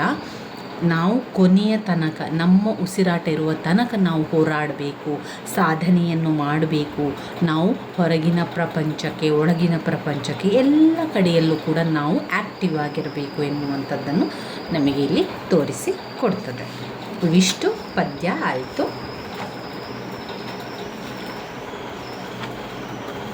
ನಾವು ಮುಂದಿನ ವಿಡಿಯೋದಲ್ಲಿ ಸಂಪೂರ್ಣವಾಗಿ ಪಾಠದ ಸಮ್ಮರಿಯನ್ನು ತಿಳ್ಕೊಳ್ಳುವ. ಪಾಠದಲ್ಲಿ ಕೂಡ ಹಾಗೆ ಎಲ್ಲ ಪಾಠದ ಸಮ್ಮರಿ ಬೇಡ ನಮಗೆ. ಪದ್ಯದಲ್ಲಾದರೆ 6 ಪದ್ಯದ ಸಮ್ಮರಿಯನ್ನು ಕಲಿತ್ಕೊಂಡೇವಲ್ವ. ಇನ್ನು ಪಾಠದಲ್ಲಿ ನಾವು ನೋಡಿದರೆ ಕೆಲವೊಂದಷ್ಟು ಸಮ್ಮರಿಯನ್ನು ಮಾತ್ರ ನಾನು ನಿಮಗೆ ಕೊಡ್ತೇನೆ. ನಾನು ಯಾವುದನ್ನು ಓದ್ಕೊಂಡಿದ್ದೇನೆ, ನಾನು ಯಾವುದನ್ನು ಸಮ್ಮರಿಯನ್ನು ಬರ್ಕೊಂಡಿದ್ದೇನೆ, ಮಾಡ್ಕೊಂಡಿದ್ದೇನೆ, ಅದನ್ನು ಮಾತ್ರ ನಿಮಗೂ ಕೂಡ ನಾನು ತಿಳಿಸ್ಕೊಡ್ತೇನೆ. ಉಳಿದಿರುವಂಥದ್ದನ್ನು ನೀವೇ ಮಾಡ್ಕೊಳ್ಳಿ, ಅಥವಾ ಉಳಿದಿರುವಂಥದ್ದು ನಿಮಗೆ ಓದ್ಕೊಳ್ಬೇಕು ಅಂತಾದರೆ ಅದನ್ನು ಇಂಟರ್ನೆಟ್ ಬೇರೆ ಬೇರೆ ಕಡೆಗಳಲ್ಲಿ ಸಿಗ್ತದೆ, ಅದನ್ನು ನೋಡ್ಕೊಳ್ಳಿ. ಆಫ್ ಸ್ಟಡೀಸ್ ಇರ್ಬೋದು, ಲೇಡೀಸ್ ಹೆಡ್ ಡ್ರೆಸ್ಸಸ್, ನೆಕ್ಲೆಸ್, ಆಮೇಲೆ ಗಲಿವರ್ ಟ್ರಾವೆಲ್, ಈ 4 ಪಾಠವನ್ನು ನಾನು ಕಲ್ತಿರುವಂಥದ್ದು. 4 ಪಾಠದ ಸಮ್ಮರಿಯನ್ನು ಕೂಡ ನಾನು ನಿಮಗೆ ಕೊಡ್ತೇನೆ. ವೆರಿ ಇಂಪಾರ್ಟೆಂಟ್ ಆಗಿರುವಂತಹ ಪಾಠವಾಗಿರುವಂಥದ್ದು. ಈಗ ನಾವು ನೋಡಿರುವಂಥದ್ದು ಎಲ್ಲವೂ ಕೂಡ ಪದ್ಯದ ಭಾಗದ ಸಮ್ಮರಿಯನ್ನು ಮತ್ತೊಮ್ಮೆ ಪದೇ ನಿಮಗೆ ನಾನು ಹೇಳ್ತಾ ಇರುವಂಥದ್ದು, 6 ಪದ್ಯದ ಸಮ್ಮರಿಯನ್ನು ಸರಿಯಾಗಿ ಕಲಿತುಕೊಳ್ಳಿ ಸ್ನೇಹಿತರೆ. ಅವರು ಯಾವುದೇ ಪ್ರಶ್ನೆಯನ್ನು ಕೊಡಲಿ, ನಿಮಗೆ ಒಂದು ಗೊಂದಲ ಇರ್ಬೋದು, ಯಾವ ಪ್ರಶ್ನೆಯನ್ನು ಕೇಳಿದರೆ ನಾವು ಯಾವ ಉತ್ತರವನ್ನು ಬರಿಬೇಕು, ಅಥವಾ ಅವರು ಸಂದರ್ಭ ಸ್ವಾರಸ್ಯಕ್ಕೆ ಟಿಪ್ಪಣಿಗೆ ಅದೇ ಪ್ರಶ್ನೆಯನ್ನು ಕೊಟ್ಟು ಪ್ರಶ್ನೆಗೆ ಅದೇ ಪ್ರಶ್ನೆಯನ್ನು ಕೊಟ್ಟರೆ ಆಗ ಉತ್ತರ ನಾವು ಯಾವ ರೀತಿ ಬರೆಯುವಂಥದ್ದು, ಆಗ ಉತ್ತರ ಒಂದೇ ಲೆಕ್ಕದಲ್ಲಿ ಬರೆಯುವಂಥದ್ದು. ಅದಕ್ಕೆ ನೀವು ಈಗ ಉದಾಹರಣೆಗೆ ಟಿಪ್ಪಣಿ ಎನೋಟೇಟ್ ಬರೀಲಿಕ್ಕೆ ಅವರು ಅಲ್ಲಿ ಕೊಡ್ತಾರೆ, ಒಂದು ಸಂದರ್ಭ ಸ್ವಾರಸ್ಯ ಅಥವಾ ಟಿಪ್ಪಣಿ ಬರೀಲಿಕ್ಕೆ ಅಂತ ಕೊಡುವಂಥದ್ದು. ಈಗ ಒಂದು ವೇಳೆ ಉದಾಹರಣೆಗೆ ಡಫೋಡಿಲ್ಸ್ ಅನ್ನು ಕೊಟ್ಟಿದ್ದಾನೆ ಅಂತ ಇಟ್ಕೊಳ್ಳುವೆ. ಡಫೋಡಿಲ್ಸ್ ಅಂತ ಅವರು ನಮಗೆ ಡಫೋಡಿಲ್ಸ್ ಅಂತವೇ ಕೊಡೋದಿಲ್ಲ, ಕೆಲವೊಮ್ಮೆ ಏನು ಮಾಡ್ತಾರೆ 2 ಸಾಲನ್ನು ಕೊಡ್ತಾರೆ. ಆ ಸಾಲನ್ನು ಓದಿದ ತಕ್ಷಣ ನಮಗೆ ಅದು ಯಾವುದು ಅಂತ ಗೊತ್ತಾಗ್ತದೆ. ಡಫೋಡಿಲ್ಸ್ ಫ್ಲವರ್ಸ್, ಇಲ್ಲಿ ಲೇಖಕರು ಡಫೋಡಿಲ್ಸ್ ಫ್ಲವರ್ನ ಬಗ್ಗೆ ವಿವರಿಸ್ತಾ ಇದ್ದಾರೆ ಅಂತೆಲ್ಲ ಬಂದಾಗ ಅದು ಡಫೋಡಿಲ್ಸ್ ಪದ್ಯದಿಂದ ಅಂತ ನಮಗೆ ಗೊತ್ತಾಗ್ತದೆ ಅಲ್ವಾ. ಆವಾಗ ನೀವೇನು ಮಾಡಬೇಕು ಅಂತ ಹೇಳಿದರೆ ಅಲ್ಲಿಗೂ ಕೂಡ ಡಫೋಡಿಲ್ ಸಮ್ಮರಿಯನ್ನೇ ಬರಿತಾ ಹೋಗಬೇಕು. ಪ್ರಶ್ನೋತ್ತರಕ್ಕೆ ಕೂಡ ಅದೇ ಸಮ್ಮರಿಯನ್ನು ಬರಿತಾ ಹೋಗುವಂಥದ್ದು. ಟಿಪ್ಪಣಿ ಬರೀಲಿಕ್ಕೆ ಬಂದಾಗ ನಾವು 1-1.5 ಪುಟದಷ್ಟು ಮಾತ್ರ ಬರೆದ್ರೆ ಸಾಕು. ಇನ್ನು ನೀವು ಪ್ರಶ್ನೋತ್ತರ ಬಂದಾಗ ಅಲ್ಲಿ 3 ಪುಟದಷ್ಟು ನಿಮ್ಮ ಉತ್ತರಗಳು ಬೇಕು. ಆಗ ನೀವು ಸ್ವಲ್ಪ ಜಾಸ್ತಿಯಾಗಿ ವಿವರಿಸ್ತಾ ಬರಿಬೇಕು. ಇನ್ನು ಇನ್ನೊಂದರಲ್ಲಿ ಮಾಹಿತಿ ಇದೆ ನಿಮಗೆ. ಈಗ ಒಂದೇ ಪ್ರಶ್ನೆಯನ್ನು ಟಿಪ್ಪಣಿ ಬರೀಲಿಕ್ಕೆ ಮತ್ತೆ ಇದಕ್ಕೆ ಕೊಡ್ತಾರೆ ಅಂತ ಇಟ್ಕೊಳ್ಳೋ. ಪ್ರಶ್ನೆ ಪತ್ರಿಕೆ ಯಾವ ರೀತಿ ಬರ್ತದೆ ಅಂತ ನೀವು ಈಗಾಗಲೇ ನೋಡ್ಕೊಂಡಿರ್ಬೋದು. ಎನೋಟೇಟ್ ಅಂತ ಕೊಡ್ತಾರೆ ನೋಡಿ, ಎನಿ 4 ಎನೋಟೇಟ್ ಬರೀಲಿಕ್ಕೆ ಅಂತ ಕೊಡ್ತಾರೆ. ಸೆಕ್ಷನ್ ಎಯಲ್ಲಿ ಮೊದಲನೆಯ ಪ್ರಶ್ನೆಯಲ್ಲಿ ಎನೋಟೇಟ್ ಬರೀಲಿಕ್ಕೆ 4x5 4 ಬರೀಲಿಕ್ಕೆ 5 ಅಂಕಗಳಿರ್ತದೆ. 5 ಅಂಕದ ಪ್ರಶ್ನೆ ಬಂದಾಗ 1-1.5 ಪುಟದಷ್ಟು ಉತ್ತರ ಇರಬೇಕು. ನೀವು 1 ಪುಟದಷ್ಟಾದರೂ ಬರೀರಿ. ಈಗ ನೀವು ಸಮ್ಮರಿಯನ್ನು ಬರೀಬೇಕಾದ್ರೆ ಏನು ಮಾಡಬೇಕು ಅಂತ ಹೇಳಿದರೆ, ಅವರು ಕೊಟ್ಟಿರುವಂತಹ ಪ್ರಶ್ನೆಯನ್ನು ಸೇರಿಸ್ತಾ ಬರಿಬೇಕು. ಅವರು ಕೊಟ್ಟ ಸಾಲುಗಳನ್ನು ಬರೆದು ನಂತರ ನಿಮ್ಮ ಸಮ್ಮರಿಯನ್ನು ಬರಿತಾ ಹೋಗಬೇಕು. ಅದು 1 ಪುಟದಷ್ಟು ಚಿಕ್ಕದಾಗಿ ಬರೆದ್ರೆ ಸಾಕು, ಸರಿಯಾ? ಅದಾದ ಮೇಲೆ ಪ್ರಶ್ನೆಯನ್ನು ಕೊಡ್ತಾರೆ. ಡಫೋಡಿಲ್ಸ್ ಪದ್ಯದಿಂದ ಯಾವುದಾದ್ರೂ ಪ್ರಶ್ನೆ ಅಂತ ಹೇಳ್ಕೊಳ್ಳೋ. ಅವರು ಕೊಟ್ಟಿರೋ ಪ್ರಶ್ನೆಯನ್ನೇ ನಾನು ನಿಮಗೆ ಹೇಳ್ತೇನೆ. ಇಲ್ಲಿ ನೋಡಿ, ಡಫೋಡಿಲ್ಸ್ ಪದ್ಯದಿಂದ ಅವರು ಪ್ರಶ್ನೆಯನ್ನು ಕೊಟ್ಟಿದ್ದಾರೆ ಟೆಕ್ಸ್ಟ್ ಬುಕ್ಕಲ್ಲಿ. ಅವರಲ್ಲಿಂದಲೇ ಪ್ರಶ್ನೆಯನ್ನು ಕೇಳುವಂಥದ್ದು. ನೋಡಿ, ಇಲ್ಲಿ 2 ಪ್ರಶ್ನೆ ಇದೆ ನೋಡಿ. What are the 2 ideas stress in the first stanza, ಆಮೇಲೆ what meaning does the expression 10,000 conveys? 10,000 ಅಂದರೆ ಅಲ್ಲಿ ಡಫೋಡಿಲ್ಸ್ ಹೂಗಳು ಇರುವಂಥದ್ದು, ಸಾವಿರಾರು ಡಫೋಡಿಲ್ಸ್ ಹೂಗಳನ್ನು ಲೇಖಕರು ನೋಡಿರ್ತಾರಲ್ವ. 1,000 ಹೂಗಳನ್ನು ನೋಡಿರ್ತಾರೆ. 1,000 ಅಂತ ಬಂದಾಗ ಅದು ಸಾಲುಗಳು ಬರುವಂಥದ್ದು ಡಫೋಡಿಲ್ಸ್ ಪದ್ಯದಿಂದಲೇ. ನೀವು ಅನ್ನೋಟೇಟ್ ಬರಿಬೇಕಾದ್ರೆ ಯಾವ ರೀತಿ ಬರಿಬೇಕು? ಇಲ್ಲಿ ಪದ್ಯದ ಹೆಸರು ಬರಿಬೇಕು, ಲೇಖಕರ ಹೆಸರನ್ನು ಬರಿಬೇಕು, ಅದೆಲ್ಲ ಬರದೇ ಬರಿಬೇಕು. ಆಗ ಮಾತ್ರ ಒಳ್ಳೆಯ ಅಂಕಗಳು ಸಿಗುವಂಥದ್ದು. ಪ್ರಶ್ನೋತ್ತರಕ್ಕಾಗುವಾಗ ನೀವು ಲೇಖಕರ ಹೆಸರು, ಪದ್ಯದ ಹೆಸರೆಲ್ಲ ಬೇಕು ಅಂತ ಇಲ್ಲ. ವಾಕ್ಯವನ್ನು ಬರಿಬೇಕಾದ್ರೆ ಸೇರಿಸ್ತಾ ಬರೆಯೋದ್ರಿಂದ ಒಳ್ಳೆಯ ಅಂಕಗಳು ಸಿಗ್ತದೆ. ಆದರೆ ಅನೋಟೇಟ್ ಬರಿಬೇಕಾದ್ರೆ, ಟಿಪ್ಪಣಿ ಬರಿಬೇಕಾದ್ರೆ ನೀವೇನು ಮಾಡಬೇಕು? ದಿಸ್ ಲೈನ್, ಯಾವ ಲೈನ್ ಅವರು ಕೊಟ್ಟಿರುವಂಥ 2 ಸಾಲುಗಳನ್ನು ಯಾವುದರಿಂದ ಆಯ್ಕೆ ಮಾಡಿಕೊಳ್ಳಲಾಗಿದೆ? This line selected by daffodils poetry.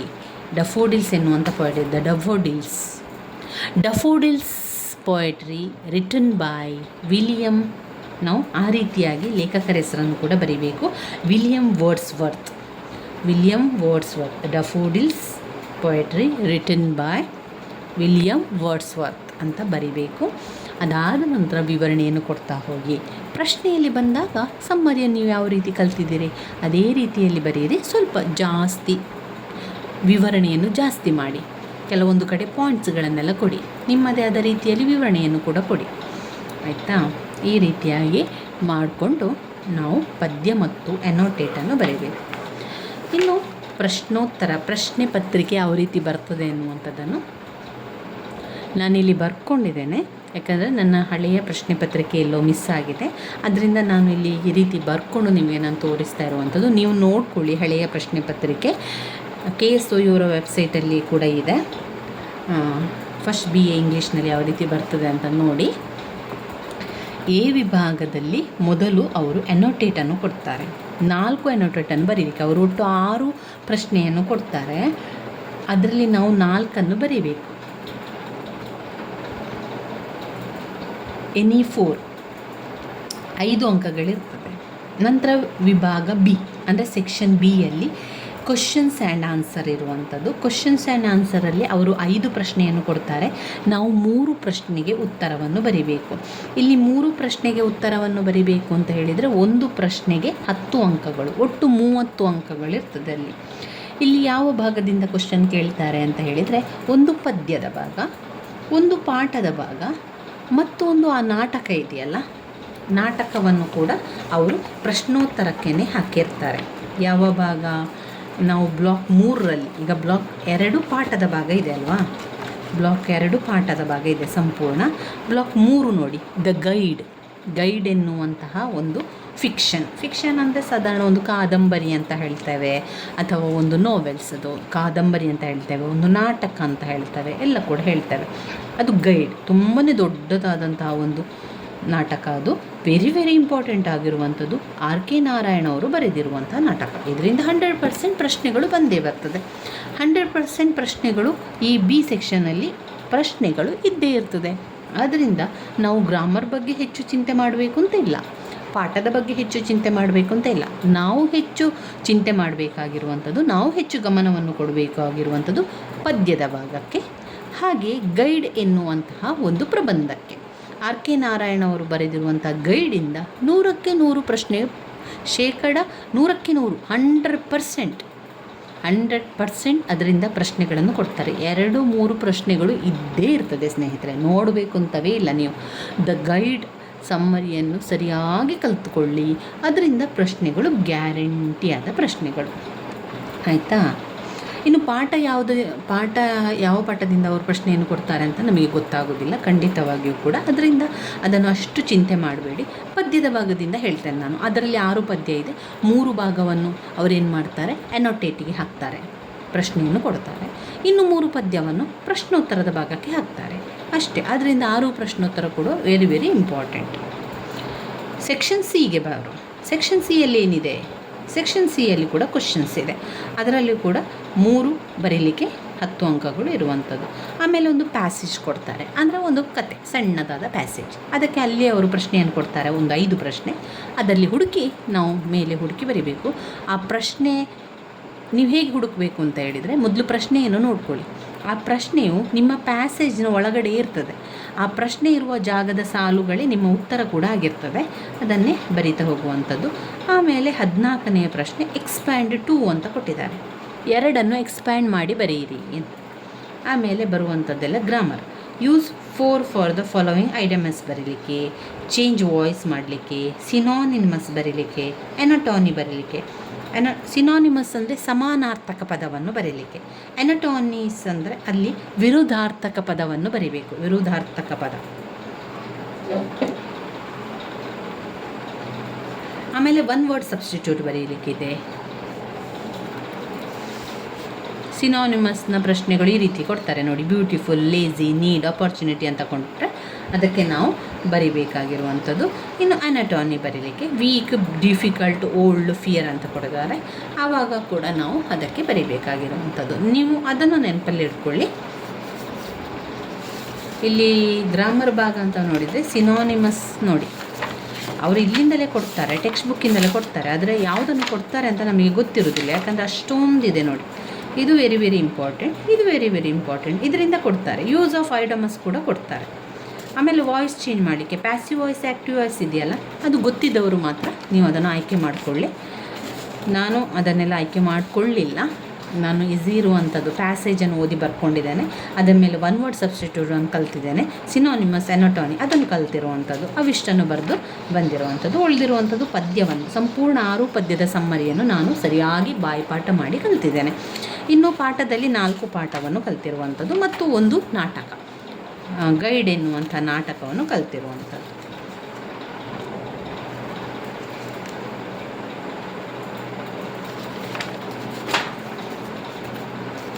ನೋಡಿ ಇಲ್ಲಿದೆ ನೋಡಿ. ಎನಟಾನಿ ಅಂದರೆ ಏನು? ಎನಟಾನಿ ಅಂದರೆ ಆಪೋಸಿಟ್ ವರ್ಡನ್ನು ಬರೀಬೇಕು. ವಿರುದ್ಧಾರ್ಥಕ ಪದ. ವೀಕ್, ಸ್ಟ್ರಾಂಗ್, ಡಿಫಿಕಲ್ಟ್, ಈಸಿ ಇದೆಲ್ಲ ಆ ರೀತಿಯ ಒಂದು ಬರ್ತದೆ ನೋಡಿ. ವೀಕ್ ಅಂದರೆ ಇದರ ವಿರುದ್ಧಾರ್ಥಕ ಪದ ಯಾವುದು? ವೀಕ್ ಅಂದರೆ ಇದು ವೀಕ್, ಸ್ಟ್ರಾಂಗ್. ಡಿಫಿಕಲ್ಟ್ ಅಂದರೆ ಈಸಿ, ಈ ರೀತಿ. Old, new. ಫಿಯರ್ ಅಂದರೆ ಹೆದರಿಕೆ, ಧೈರ್ಯ, ಡೇರ್ ಆ ರೀತಿ ಬರ್ತದೆ. ಸಿನಾನಿಮಸ್ ಎನ್ನುವಂಥದ್ದು ಯಾವಾಗಲೂ same or nearly same meaning ಬರುವಂಥದ್ದು. ಬ್ಯೂಟಿಫುಲ್ ಅಂದರೆ ಅಗ್ಲಿ. ಲೇಝಿ ಅಂದರೆ ನಾವೇನು ಹೇಳ್ತೇವೆ, ಉದಾಸೀನ, ಅವರಿಗೆ ಲೇಝಿ ಇರುವಂಥದ್ದು. ನೀಡ್ ಅಂದರೆ ಅಗತ್ಯಗಳು. ಅಪಾರ್ಚುನಿಟಿ ಅಂದರೆ ಅವಕಾಶಗಳು. ಅದಕ್ಕೆ ಸಂಬಂಧಪಟ್ಟಂತೆ ಸಮಾನಾರ್ಥಕ ಪದವನ್ನು ಬರೆಯುವಂಥದ್ದು. ನಾನು ಯಾವಾಗಲೂ ಗ್ರಾಮರ್ ಭಾಗದಲ್ಲಿ ನನಗೂ ಕೂಡ ತುಂಬಾ ಕಷ್ಟ ಆಗ್ತಾಯಿತ್ತು ಗ್ರಾಮರ್ ಭಾಗ. ಅದರಿಂದ ನಾನೇನು ಮಾಡ್ತಾಯಿದ್ದೆ, ಎಲ್ಲವನ್ನು ಕೂಡ ಓದ್ಕೊಳ್ತಿರಲಿಲ್ಲ. ಗ್ರಾಮರಲ್ಲಿ ನಾನೇನು ಮಾಡಿದ್ದು, 1 ವರ್ಡ್ ಸಬ್ಸ್ಟಿಟ್ಯೂಟ್ ಕಲ್ತಿರುವಂಥದ್ದು, ಸಿನಾನಿಮಸ್, ಎನಟಾನಿ ಕೆಲವೊಂದನ್ನು ಓದ್ಕೊಂಡಿರುವಂಥದ್ದಷ್ಟೇ. ಆಮೇಲೆ ಪ್ಯಾಸೇಜ್ ಹೇಗೂ ಕೂಡ ಅವರು ಅಲ್ಲೇ ಉತ್ತರಗಳಿರ್ತದೆ, ಅದನ್ನು ಹುಡುಕಿ ಬರೆಯುವಂಥದ್ದು. ಪ್ಯಾಸೇಜನ್ನು ಆಯ್ಕೆ ಮಾಡ್ಕೊಂಡಿದ್ದೇನೆ. ಹಾಗೆ ಇಲ್ಲಿ ಅದಕ್ಕೆ 1 ವರ್ಡ್ ಇರುವಂಥದ್ದು ನಾನು ನಿಮಗೆ ಈಗಾಗಲೇ ಕೊಟ್ಟಿದ್ದೇನೆ, ನೀವು ನೋಡ್ಕೊಂಡಿದ್ದೀರಿ ಅಂತ ಅಂದ್ಕೊಂಡಿದ್ದೇನೆ. ಹಳೆಯ ವಿಡಿಯೋದಲ್ಲಿ ಸಂಪೂರ್ಣ 1 ವರ್ಡ್ ಸಬ್ಸ್ಟಿಟ್ಯೂಟ್ ಅಂತಲೇ ಕೊಟ್ಟಿದ್ದೇನೆ ನೋಡಿ. ಇದುವೇ ನಿಮಗೆ ಕಾಣ್ತಾ ಇದೆಯಲ್ಲ, ಇದೇನು, ಇದು 1 ವರ್ಡ್ ಕೊಡಬೇಕಾದ್ದು. ಇದು ಅವರು ಈ ರೀತಿಯ ಸಾಲುಗಳನ್ನು ಕೊಡ್ತಾರೆ. ಇದು ನಾನು ಬರ್ಕೊಂಡಿರುವಂಥದ್ದು ಪದೇ ರಿಪೀಟ್ ಆಗಿರುವಂಥ ಪ್ರಶ್ನೆಗಳು. ಹಳೆಯ ಪ್ರಶ್ನೆ ಪತ್ರಿಕೆಗಳನ್ನು ನೋಡಿಕೊಂಡು 3ರಿಂದ 4 ಪ್ರಶ್ನೆ ಪತ್ರಿಕೆಗಳನ್ನು ನೋಡಿಕೊಂಡು ನಾನಿಲ್ಲಿ ಬರೆದಿರುವಂಥದ್ದು. ಹಾಗೆ ಅದಕ್ಕೆ 1 ವರ್ಡನ್ನು ಕೊಟ್ಟಿರುವಂಥದ್ದು. ನಾನು ಈ 1 ವರ್ಡನ್ನು ಬಾಯಿಪಾಠ ಮಾಡಿ ಕಲಿತಿರುವಂಥದ್ದು, ಅದರ ಸ್ಪೆಲ್ಲಿಂಗ್ ಸಮೇತ. ಯಾಕಂದರೆ ಕೆಲವೊಂದು ಸ್ವಲ್ಪ ಪ್ರೊನೌನ್ಸ್ ಮಾಡುವಾಗ ಸ್ವಲ್ಪ ಕಷ್ಟ ಇರುವುದರಿಂದ ನಾವೇನು ಮಾಡಬೇಕು, ಸ್ಪೆಲ್ಲಿಂಗ್ ಸಮೇತ ಕಲಿಯುವಂಥದ್ದು. ಈಗ ಕೆಲವೊಂದು ತುಂಬಾ ಸುಲಭ ಇರುವಂಥದ್ದು 1 ವರ್ಡ್ ಕೊಡಬೇಕು ನಾವು ಅದಕ್ಕೆ. ಕೆಲವೊಂದು ಏನಾಗಿದೆ ಅಂದರೆ, ಕೆಲವೊಂದು ನಮಗೆ ಅರ್ಥವಾಗದ ರೀತಿಯಲ್ಲಿ ಇರ್ತದೆ. ಯಾರಿಗೆಲ್ಲ ಇಂಗ್ಲೀಷ್ ತುಂಬ ಸುಲಭ ಅಂತ ಅನ್ನಿಸ್ತದೋ ಅವರಿಗೆಲ್ಲರಿಗೂ ಓಕೆ, ಅದು ಪರವಾಗಿಲ್ಲ. ಆದರೆ ಯಾವಾಗ ಇಂಗ್ಲೀಷ್ ಕಷ್ಟ ಅಂತ ಆಗ್ತದೋ ಆವಾಗ ಆ ಒಂದು ಅರ್ಥವನ್ನು ಮಾಡ್ಕೊಳ್ಳಿಕ್ಕೆ ನಮಗೆ ಕಷ್ಟ ಆಗ್ತದೆ ನೋಡಿ. ವಿಲೇಜ್ ಲೈಫ್ ಅಂತ ಹೇಳಿದರೆ ನಮಗೆ ಆಗಲೇ ಗೊತ್ತಾಗ್ತದೆ, ಅದು ರೂರಲ್ ಅಂತ ನಮಗೆ ಗೊತ್ತಾಗ್ತದೆ. ಇನ್ನು ಕೆಲವೊಂದು ನೋಡಿ, ಈಗ ಏನು ಹೇಳ್ತೇವೆ, a child whose parents are dead. ಅವರು ಪೇರೆಂಟ್ಸ್ ಇಲ್ಲದ ಮಕ್ಕಳನ್ನು ಆಶ್ರಮದಲ್ಲಿ ಹಾಕ್ತೇವೆ. ಅದಕ್ಕೆ ನಾವೇನು ಹೇಳ್ತೇವೆ, ಆರ್ಫನ್ ಅಂತ ಹೇಳುವಂಥದ್ದು. ಆಮೇಲೆ ಅಕ್ವೇರಿಯಮ್ ಅಂತ ಹೇಳ್ತೇವೆ. ಯಾವಾಗ ಅಕ್ವೇರಿಯಮ್ ಅಂತ ಹೇಳ್ತೇವೆ, a place fish were kept it home ಯಾವಾಗ ಒಂದು ಫಿಶನ್ನೆಲ್ಲ ಇಡ್ತೇವೆ ಅದಕ್ಕೆ ಅಕ್ವೇರಿಯಮ್ ಅಂತ ಹೇಳ್ತೇವೆ. ಈ ರೀತಿಯಾಗಿ ಒನ್ ವರ್ಡನ್ನು ಕೊಡಬೇಕು. ಪರ್ಸನ್ ಹೂ ಅನ್ಫ್ಯಾಮಿಲೀಸ್, ನಮಗೆ ಗೊತ್ತಿಲ್ಲದ ವ್ಯಕ್ತಿಯನ್ನು ನಾವೇನು ಹೇಳ್ತೇವೆ, ಸ್ಟ್ರೇಂಜರ್ ಅಂತ ಕರಿತೇವೆ. ಈ ರೀತಿಯಾಗಿ ಒನ್ ವರ್ಡ್ ಇರುವಂಥದ್ದು. ನಮಗೆ ಕೆಲವೊಂದಕ್ಕೆಲ್ಲ ಗೊತ್ತಿರ್ತದೆ, ಇನ್ನು ಕೆಲವೊಂದಕ್ಕೆ ಗೊತ್ತಿರೋದಿಲ್ಲ. ಇಲ್ಲಿ ನೋಡಿ 1 2 3 4 5 6 7 8 9 10 11 12 13 14 15 16 17 18 19 20 21 22 23 24 25 26 27 ಇದೆ. ಇದರಲ್ಲಿ 27 ಒನ್ ವರ್ಡ್ ಇದೆ. 27 ಒನ್ ವರ್ಡನ್ನು ನೀವು ಬಾಯಿಪಾಠ ಮಾಡಿ ಕಲಿತ್ರೆ ಅದರಲ್ಲಿ 2-3 ಒನ್ ವರ್ಡ್ ಖಂಡಿತವಾಗಿ ಇರ್ತದೆ. ಯಾಕಂದರೆ ಇದು ವೆರಿ ವೆರಿ ಇಂಪಾರ್ಟೆಂಟ್ ಆಗಿರುವಂಥ ಒನ್ ವರ್ಡ್. ನೀವು ಹಳೆಯ ಪ್ರಶ್ನೆ ಪತ್ರಿಕೆಗಳನ್ನು ನೋಡ್ಕೊಂಡಿದ್ದೀರಿ ಅಂತ ಅಂದ್ಕೊಂಡಿದ್ದೇನೆ. ಅದರಲ್ಲಿ ನೀವು ನೋಡಿದರೆ ಈ ಎಲ್ಲ ಪ್ರಶ್ನೆಗಳು ಒಂದರಲ್ಲಿ ಒಂದು ಪ್ರಶ್ನೆ ಇರ್ತದೆ. ಆದ್ದರಿಂದ ಒನ್ ವರ್ಡ್ ಸಬ್ಸ್ಟಿಟ್ಯೂಟ್ ಇದನ್ನೇ ಕಲೀರಿ. ನಾನು ಇಷ್ಟನ್ನೇ ಕಲಿತು ಹೋಗಿರುವಂಥದ್ದು. ಅದರಲ್ಲಿ ಅವರು ಕೊಟ್ಟಿದ್ದಾರೆ, ಇದರಲ್ಲೇ ಇರುವಂತಹ ಒನ್ ವರ್ಡನ್ನೇ ಕೊಟ್ಟಿರುವಂಥದ್ದು, ಅದನ್ನೇ ನಾನು ಬರೆದು ಕೂಡ ಬಂದಿರುವಂಥದ್ದು. 2-3 ಒನ್ ವರ್ಡ್ 27 ಒನ್ ವರ್ಡನ್ನು ಕಲಿತರೆ ಖಂಡಿತವಾಗಿಯೂ ಅದರಲ್ಲಿ ನೀವು ಕಲಿತಿರುವಂಥ ಒನ್ ವರ್ಡ್ ಪ್ರಶ್ನೆ ಪತ್ರಿಕೆಯಲ್ಲಿ ಇರ್ತದೆ ಸ್ನೇಹಿತರೆ. ಆ ರೀತಿಯಾಗಿ ಮಾಡಿಕೊಳ್ಳಿ. ಇನ್ನು ನೀವು ಕೇಳ್ಬೋದು ಸಿನಾನಿಮಸ್ ಮತ್ತು ಎನಟಾನಿಗೆ ಯಾವೆಲ್ಲ ವರ್ಡ್ ಓದಬೇಕು ಅಂತ. ಅದು ಜನರಲ್ ಆಗಿರುವಂತಹ ಟಾಪಿಕ್, ಜನರಲ್ ಆಗಿರುವಂತಹ ವರ್ಡ್ಸನ್ನೆಲ್ಲ ಓದ್ಕೊಳ್ಳಿ. ಈಗ ಡಿಫಿಕಲ್ಟ್, ಆಮೇಲೆ ಈಸಿ, ಸ್ಟ್ರಾಂಗ್, ಆ ರೀತಿಯೆಲ್ಲ ಇರುವಂತಹದ್ದನ್ನು ನೀವು ನೋಡ್ಕೊಳ್ಳಿ. ಇಲ್ಲಿ ತುಂಬಾ ಕೊಟ್ಟಿದ್ದಾರೆ ನೋಡಿ, ನಾನು ನಿಮಗೆ ತೋರಿಸ್ತೇನೆ ನೋಡಿ. ಎಕ್ಸಸೈಸಿಗೆ ಅವರಿಲ್ಲಿ ಕೊಟ್ಟಿದ್ದಾರೆ ನೋಡಿ. ಇದು ಎನಟಾನಿ, ಆಮೇಲೆ ಎಲ್ಲಿದೆ, ಇದು ಸಿನಾನಿಮಸ್ಗೆ ಕೊಟ್ಟಿದ್ದಾರೆ. ನಾವು ಅದರಲ್ಲಿ ಹುಡ್ಕೊಂಡು ಬರೀಬೇಕಾ ಹೋಗಬೇಕು. ಇದೆಲ್ಲ ನೋಡಿ ಅವರು ಇದರಿಂದಲೇ ಆಯ್ಕೆ ಮಾಡಿ ಕೊಡ್ತಾರೆ. ನಾವು ಅದಕ್ಕೆ ಆನ್ಸರನ್ನು ಹುಡ್ಕೊಳ್ಬೇಕು.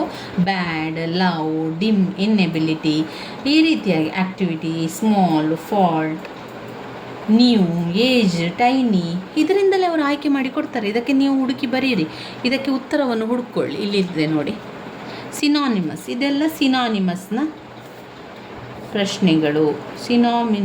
ಸಿನಾನಿಮಸ್ ಅಂದರೆ ಸಿನಾನಿಮಸ್ಸಿಗೆ ನೀವು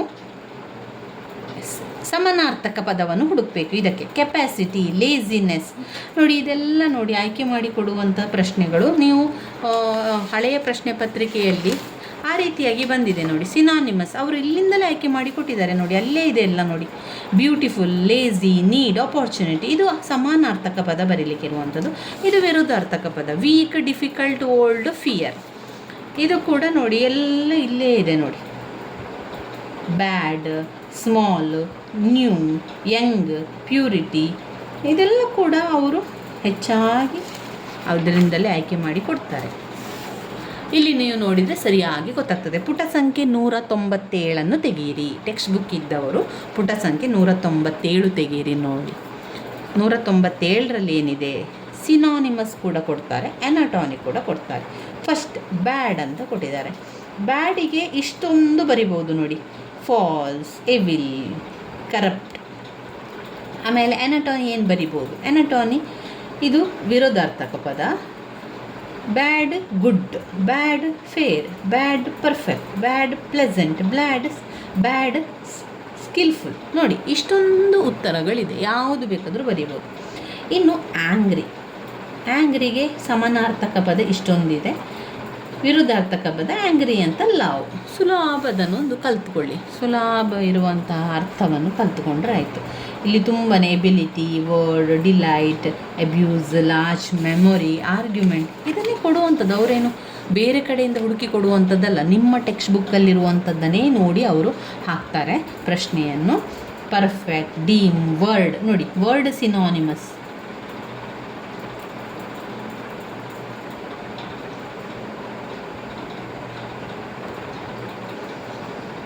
ಅಲ್ಲಿ ಕೊಡಲಿಲ್ಲ ಅವರು ವರ್ಡ್. ಎಷ್ಟೊಂದಿದೆ ನೋಡಿ, ಇಷ್ಟೂ ಇದೆ.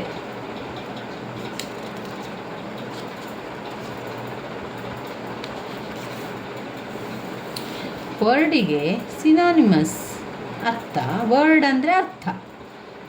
ವಿರುದ್ಧಾರ್ಥಕ ಪದ ಇದುವೇ ನೋಡಿ, ಕೊಟ್ಟಿದ್ದಾರೆ ನೋಡಿ, ಅದುವೇ ಅದನ್ನೇ ನಾವು ತಗೊಳ್ಳೋದಿಲ್ಲ. ವರ್ಡ್ ಅಂದರೆ ಕೊಟ್ಟರೆ, ವರ್ಡ್ ಅಂದರೆ ಸಮಾನಾರ್ಥಕ ಪದ ಏನು ಅದಕ್ಕೆ? ವರ್ಡ್ ಅಂದರೆ ಸಿನೋನಿಮಸ್ ಅಂದರೆ ಸಮಾನಾರ್ಥಕ ಪದ. ಅನಟೋನಿ ಅಂದರೆ ವಿರುದ್ಧಾರ್ಥಕ ಪದ. ವರ್ಡ್ ಅಂದರೆ ವಿರುದ್ಧ.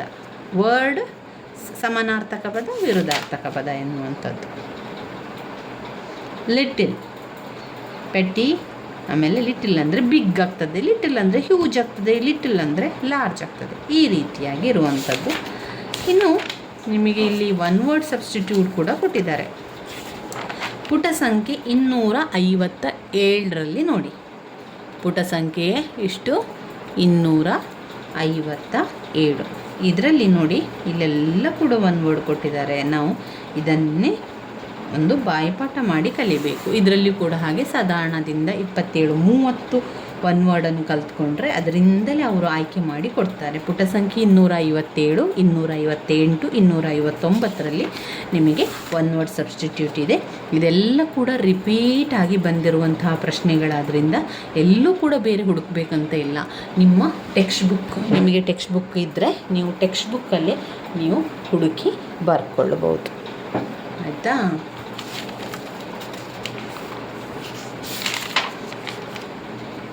ಇನ್ನೂರ 257, 258, 259.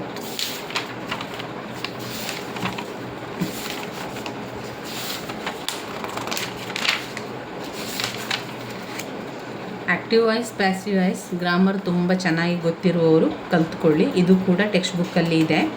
ಈಗ active voice, the cat eight the mouse, the mouse was eaten by the cat ಎನ್ನುವಂಥದ್ದು ಪ್ಯಾಸಿವ್ ವಾಯ್ಸಿಗೆ ಹೋಗ್ತದೆ. ಆ್ಯಕ್ಟಿವ್ ವಾಯ್ಸಲ್ಲಿ ಆ ರೀತಿ ಬರುವಂಥದ್ದು.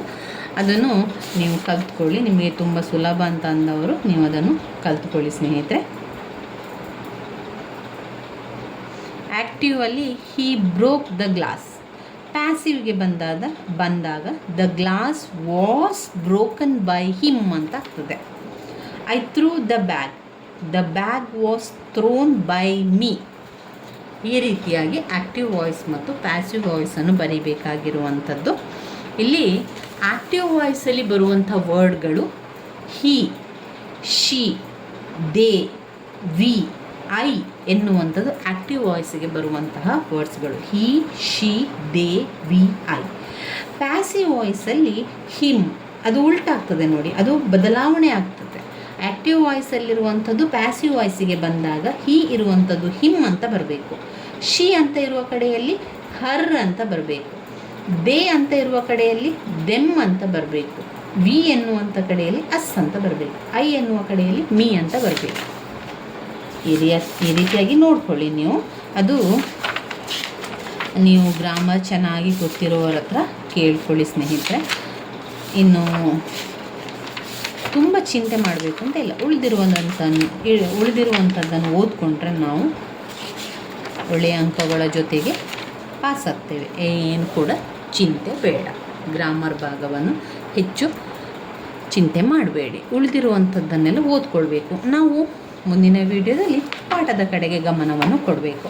ಪಾಠದಲ್ಲಿರುವಂತಹ ಆಫ್ ಸ್ಟಡಿಯನ್ನು ಓದ್ಕೊಳ್ಳುವ, ಲೇಡೀಸ್ ಹೆಡ್ ಡ್ರೆಸ್ಸನ್ನು ಓದ್ಕೊಳ್ಳುವ, ನೆಕ್ಲೆಸನ್ನು ಓದ್ಕೊಳ್ಳುವ, ಹಾಗೆ ಗಲಿವರ್ ಟ್ರಾವೆಲ್ನ ಬಗ್ಗೆ ಕೂಡ ನಿಮಗೆ ನಾನು ಕನ್ನಡದ ಸಾರಾಂಶವನ್ನು ತಿಳಿಸ್ತಾ ಹೋಗ್ತೇನೆ. ಹಾಗೆ ಇಂಗ್ಲೀಷ್ ಸಮ್ಮರಿಯನ್ನು ಕೂಡ ನಿಮಗೆ ನಾನು ತೋರಿಸ್ತೇನೆ. ಅದನ್ನು ಕೂಡ ನೀವು ಬರ್ಕೊಳ್ಬೋದು. ಇನ್ನು ಉಳಿದಿರುವಂಥದ್ದು ಪಾಠ, ಹಾಗೆಯೇ ನಾಟಕ, ದ ಗೈಡ್ ನಾಟಕವನ್ನು ಕೂಡ ನಿಮಗೆ ನಾನು ಮಾಡಿಕೊಡ್ತೇನೆ. ಅದೆಲ್ಲ ಆದ ನಂತರ ನಮ್ಮ ಒಂದು ಪರೀಕ್ಷೆ ತಯಾರಿ ಆಗ್ತದೆ, ಇಂಗ್ಲೀಷ್ ಇದು ಆಗ್ತದೆ, ಮತ್ತು ಉಳಿದಿರುವಂಥ ವಿಷಯಗಳ ಕಡೆಗೆ ಗಮನವನ್ನು ಕೊಡ್ಬೋದು. ಮೊದಲಿಗೆ ನಾವು ಇಂಗ್ಲೀಷನ್ನು ಮುಗಿಸಬೇಕು. ಅದಾದ ನಂತರ ಬೇರೆಲ್ಲ ವಿಷಯಕ್ಕೆ ಹೋಗುವ. ಯಾಕಂದರೆ ಇಂಗ್ಲೀಷನ್ನು ಜಾಸ್ತಿ ತಯಾರಿಯನ್ನು ಮಾಡಿಕೊಳ್ಬೇಕಾಗಿರೋದ್ರಿಂದ ನಾನು ಇಂಗ್ಲೀಷನ್ನು ಮೊದಲಿಗೆ ನಿಮಗೆ ನಾನು ತಿಳಿಸ್ಕೊಡುವಂಥದ್ದು. ಮೊದಲಿಗೆ ಅದರ ಪಾಯಿಂಟ್ಸನ್ನು ಬರ್ಕೊಳ್ಳಿ. ನೀವು ತಡ ಮಾಡಬೇಡಿ. ಇವತ್ತಿನಿಂದಲೇ ನಿಮ್ಮ ಅಭ್ಯಾಸವನ್ನು ಆರಂಭಿಸಿ. ಪೊಯೆಟ್ರಿ ಭಾಗದ 6 ಪದ್ಯವನ್ನು ಸರಿಯಾಗಿ ಕಲಿತುಕೊಳ್ಳಿ. 6 ಸಾರಾಂಶವನ್ನು ಸರಿಯಾಗಿ ಕಲಿತುಕೊಳ್ಳಿ ಸ್ನೇಹಿತರೆ. ನನ್ನ ವೀಡಿಯೋಸ್ ಎಲ್ಲ ನಿಮಗೆ ಇಷ್ಟ ಆಗ್ತಾ ಇದ್ದರೆ ಲೈಕ್ ಕೊಡಿ, ಶೇರ್ ಮಾಡಿ, ಸಬ್ಸ್ಕ್ರೈಬ್ ಮಾಡಲಿಕ್ಕೆ ಮರಿಬೇಡಿ ಸ್ನೇಹಿತರೆ. ಧನ್ಯವಾದಗಳು.